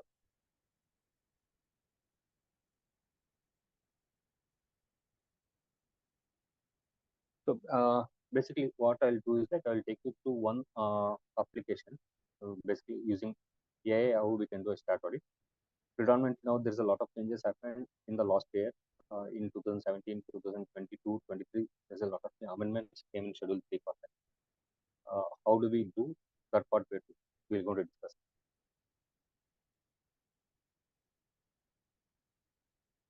Stephen, you are not allowing me to share the screen. Okay, sir. Which one, sir? The mobile number one I should make its host, huh? Other one, without membership number. That is already I kept you as co-host only. Not allowing me to share the screen. It's coming as host disabled to participate. Once again, I'll remove and I'll make you co-host.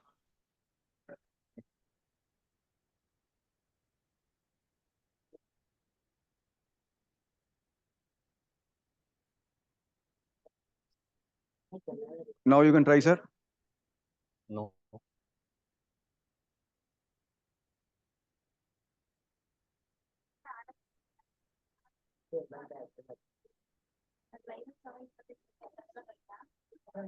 Now are you able to make, sir, share your screen?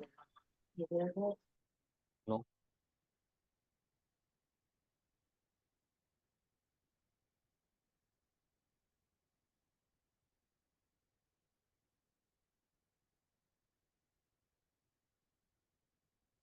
You can see only CA Anil Kumar SL.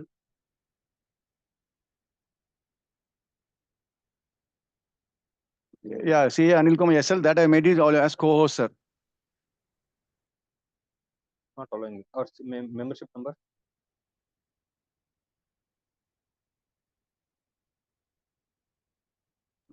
That also co-host, I'll make it.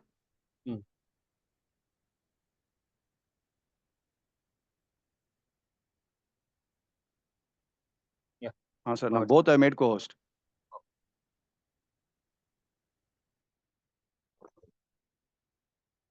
Oh, screen is visible. Yes, sir, visible. No, as we have very short time now, another 20-25 minutes. So what I'll do is like, I will take you to the ChatGPT, where we have created some of the data analysis and all we have loaded our data banks, which are predominantly from the ICAI only. We have loaded all those things into our ChatGPT. Like we created a small GPT called for Stat Audit.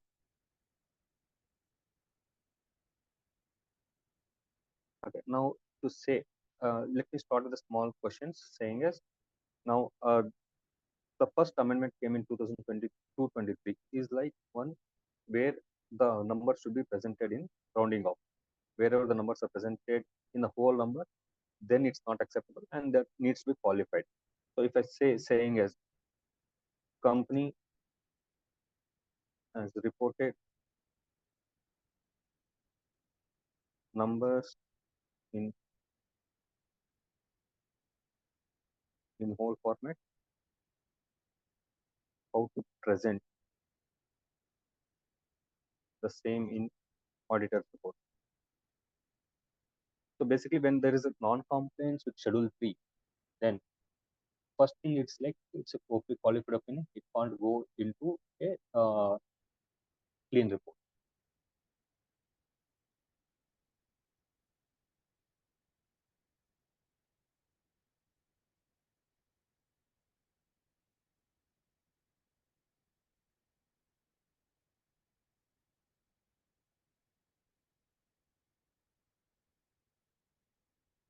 Like let's see.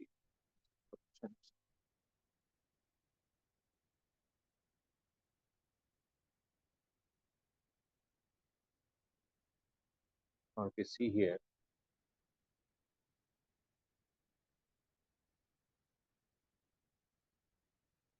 basically it will read from the data bank which we have loaded. The data will be not read from the web portal. The last amendment was like the number should be presented if the turnover is less than 100 crores in the form of hundreds, thousands, lakhs, millions, or decimal, or where the turnover is above 100 crores, then it should be in lakhs, millions, crores, or decimals thereof. Now, if these are non-compliance,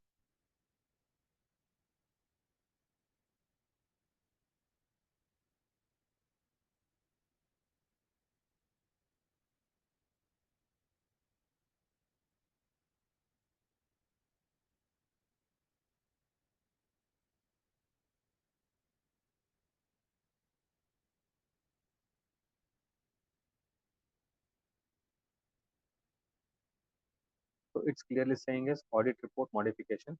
One, either it should be a qualified opinion or it should be adverse opinion. So this will this is like another supporting tool for us to ensure that we are in compliance or we are checking what's happening in the lex parameters and how to report the things. Now, if I say like we need now most of the companies are where the CAR is applicable. Last year, another amendment was about working capital, where there is an exposure above 5 crores from the financial institutions or the bank. Then they're supposed to disclose on the quarterly report. Quarterly basis, they're supposed to give a report to the banks or to the respective financial institutions. Okay, so you can check whatever you want, saying as you can ask a question saying as give me 5 critical points in Excel to perform audit procedures on trade receivables.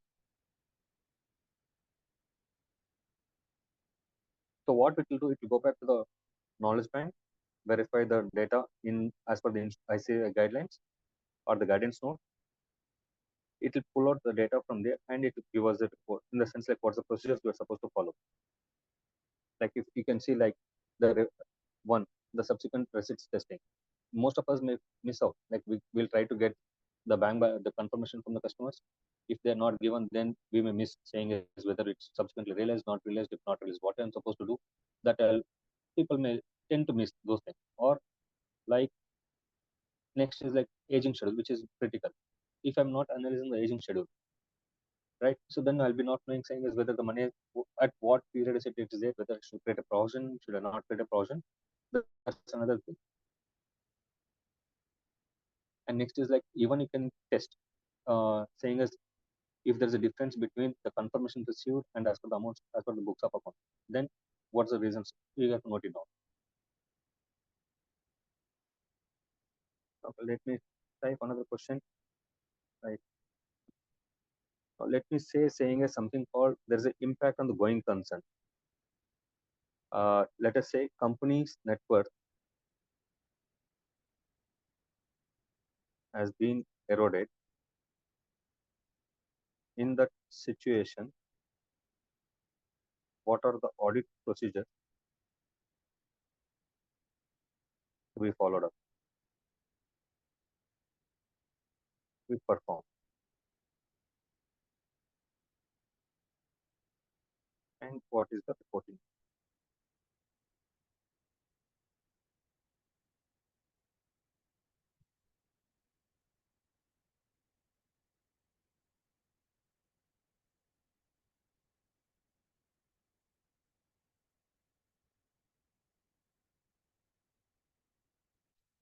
So first thing, when there's a company's net worth has been eroded, first and foremost, what we see is like whether it's a report going concern is there or not.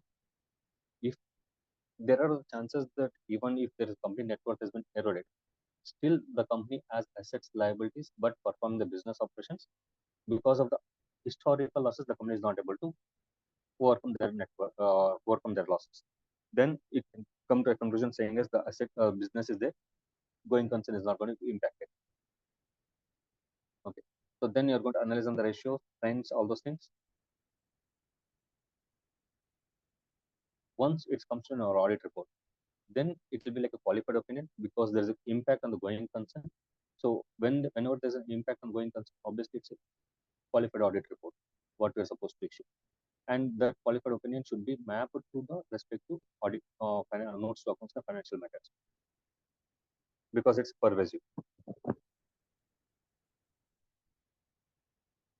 Now, if I say same thing saying as the company does not have, let me say saying as something like how many of us know that what's the meaning of financial institution? What is the meaning of financial institution? So normally what happens is like there are chances that company give loan to its employees or give loan to some of its company subsidiaries or to some of its known basically it can invest in other companies also.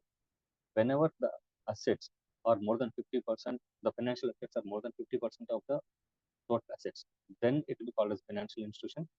And also again and again, where our total income is more than 50% of the operating income, the interest income is more than 50% of the operating income, then again it will be treated as a financial institution. So once a company has been considered as a financial institution, then they're supposed to obtain NBFC license from the RBI.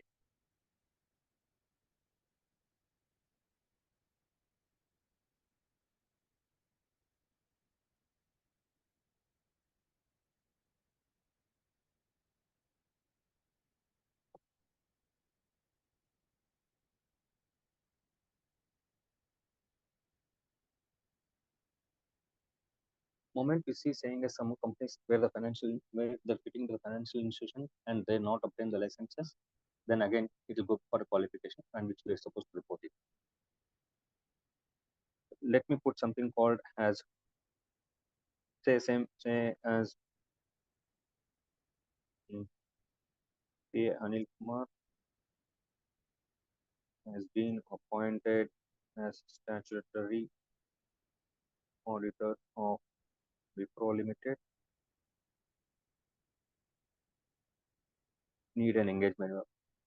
Give me an engagement letter.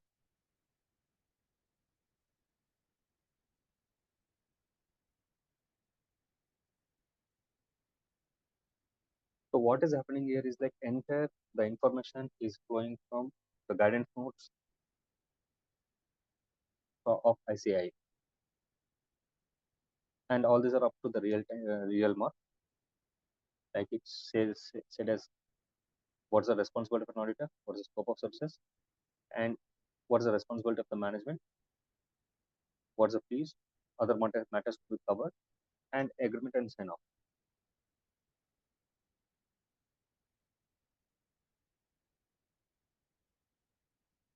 Any questions you want to ask, we can just put down some of the questions, or you can saying as give me a checklist for performing, say, a revenue audit. Give me a checklist in Excel for performing revenue audit.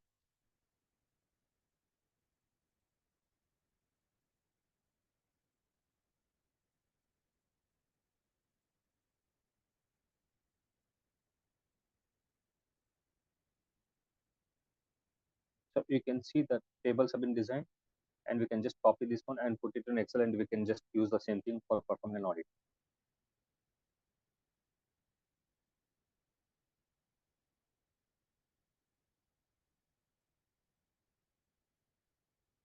This one will be kept on improving based on the queries and what's the training we are going to give on this tool. According to that one, the tool will be performing for our need.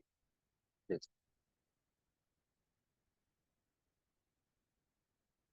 Okay, this one thing what I want to demonstrate today with respect to the AI in statutory audit. Another thing was on, like, we are using one basically when we say for the audit purpose, whether it's an internal audit or the stat audit, whenever the company has having a huge volume of the data, it will be very difficult for us to perform audit of all the transactions 100% covering and different buckets or different adopting various methodologies. So what we are doing is like we're using this one tool called Tally on Wheels, which will support us in enabling the audit. This tool is not going to replace the auditors; it's going to support the auditors basically. So here, how it is going to do is like it fetch the data from the Tally directly. We need not do any upload or anything. Only we have to open the Tally, keep it, and sync the data to the Tally by just clicking the add company. I have done what I've done is like I opened the Tally, which is one demo data, and I'm going to upload the data by just going to this application called Tally and Wheels. I am going to upload the data. I have already uploaded. Here we can see the demo data which is there, and the data has been synced at 2:41 today. So once the data has been synced, we can do a general ledger analysis. So what we have done is like here, based on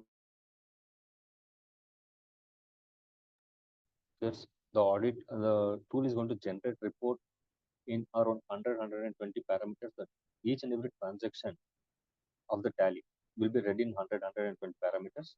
Wherever we can, there's an anomaly, that transaction will go on sitting to that respective anomaly. So we can see like here,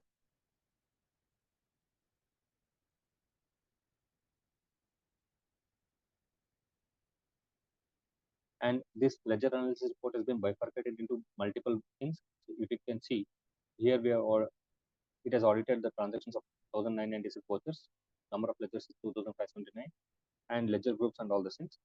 And what's the total account entry is like 5,228. It's like both debit, credit, and all cost centers, everything put together. So then if you see the cost, it has been bifurcated into multiple things. One is the asset bucket, next is the liability, and income and expenditure, and miscellaneous. So everything will be read into different buckets and it will be reported. Now if you can see like one, the customer without GST. Basically, when there's a B2B business, it is mandated that we should have the GST number of the customers and it should be factored out. So you click on the view button and you can see these are the customers for whom the company has not enabled the GST numbers. So it's like another anomaly which they're supposed to get it updated. Now if you see like fixed assets having credit balance, when the fixed assets can have a credit balance only when there's a sale of an asset. If the asset has not been sold or it's like highly depreciated in excess, then only the asset can be shown as a credit balance. That's another animal which we need to verify. So now accumulated depreciation showing a trade balance, that is correct. But tangible assets, office equipment, which is showing the trade balance is a problematic. So this one what we have to verify. Instead of verifying all the entire ledgers, tally, everything, we can just see this transaction, which is having an impact that we can go on check with the company. Now another beautiful report is there. Like we can see the cash payments more than 10,000 rupees. So here we can see that saying is there are 2 transactions which has been spent in more than 10,000 rupees. The nature of the expenditure and which ledger group it has been configured in or grouped in. Now another very beautiful thing is like where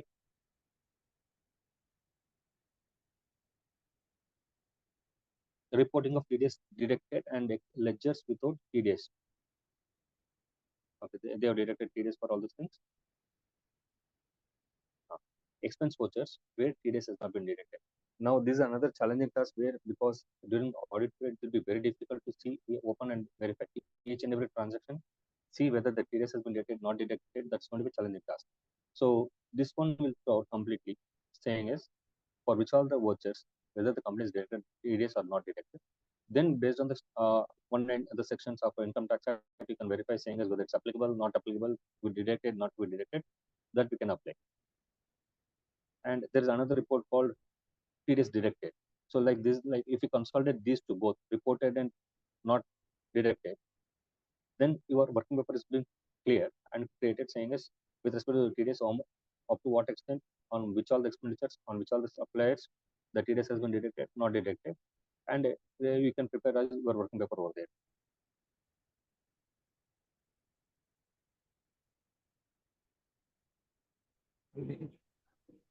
Sorry. Okay. Next is like now the reporting. If I want to say about the reporting pattern, there's something called advance to suppliers. Advance to supplier will show as in asset format, in the asset side of the balance sheet. So now some of the people may show, in the sense like as per the norms, we should show in asset side. So what we can do is like we can just generate this report, have it as a working paper, and you can do a performance subsequent testing, saying as whether these have been whether actual expenses have been incurred or not, whether subsequent bills have been received for us or not. We can prepare as a working paper for as an audit procedure.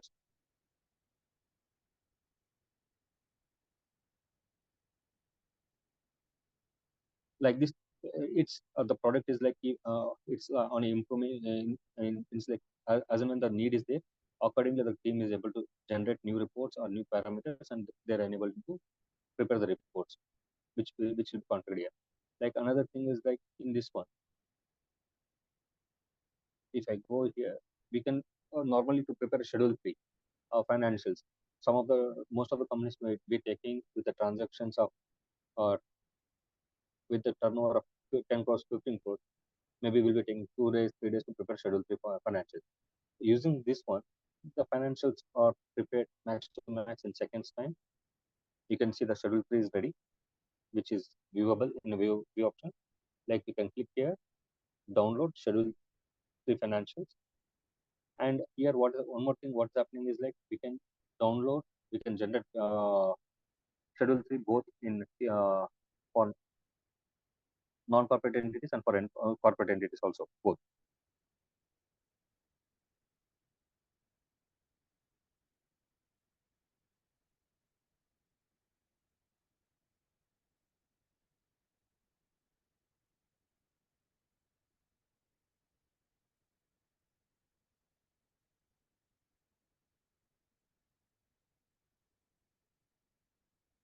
Yeah. So we can see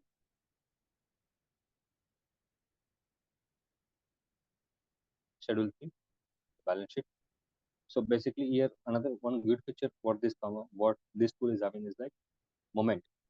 As per the reporting norm, we are supposed to give the numbers in rounded off to the nearest hundreds or based on the turnover criteria. So you can see in the P&L here, like the turnover of the company is like 9 crore in absolute whole number. Now what we do, the reporting format is less than 100 crores, up to 100 I can report it. So I can just go to master sheet, rounding off table is here, click here and drop down, select hundreds. moment you select 100, automatically your turnovers, everything has been changed here. And you can see here it has been reported in hundreds. Go back here and change again to thousands. Accordingly, your PL is been changed. So what is happening is like entire data is being rounded off based on the trial balance. Normally, when we do round off in the balance sheet, P&L or so notes are scheduled, there will be nominal changes or hundreds or the differences which will be coming. So whenever we see the differences coming out, what we do normally, we go to other expenses and put a line item saying is miscellaneous and add it to there. Or if there's a difference in the balance sheet, again we go and add something in either current assets, other current assets, or somewhere we don't park it. So which is not right. So there's a reason like this entire will be working based on the trial balance, which will be prepared based on the trial balance. The rounding off is also happening. Here we can see in the balance sheet the rounded off to the nearest thousands. Accordingly, we can incorporate download the data of the previous year, and your schedule will be ready, which will be where the draft format of the accounting policies is there, which can be amended or which can be added based on your need. This will be in Excel format, which you have to do it by yourself. And even the cash flows have been prepared, and notes, and also they have given us something called the groupings, where from annexures to notes to balance sheet is going around.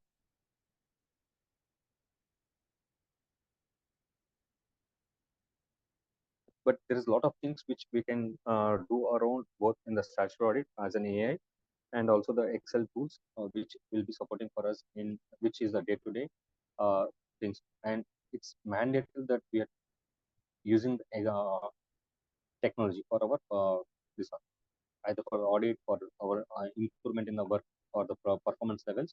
We should keep using technology. Yeah. Thank you all. Is there any questions which I can take? I'll take it.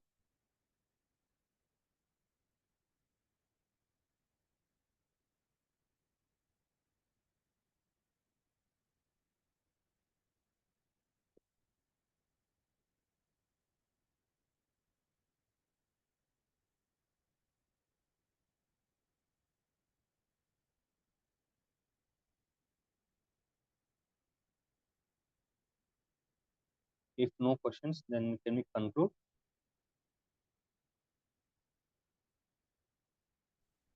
Yes, sir. If anybody has question, they can unmute and ask also. Yeah, you can ask. Yeah.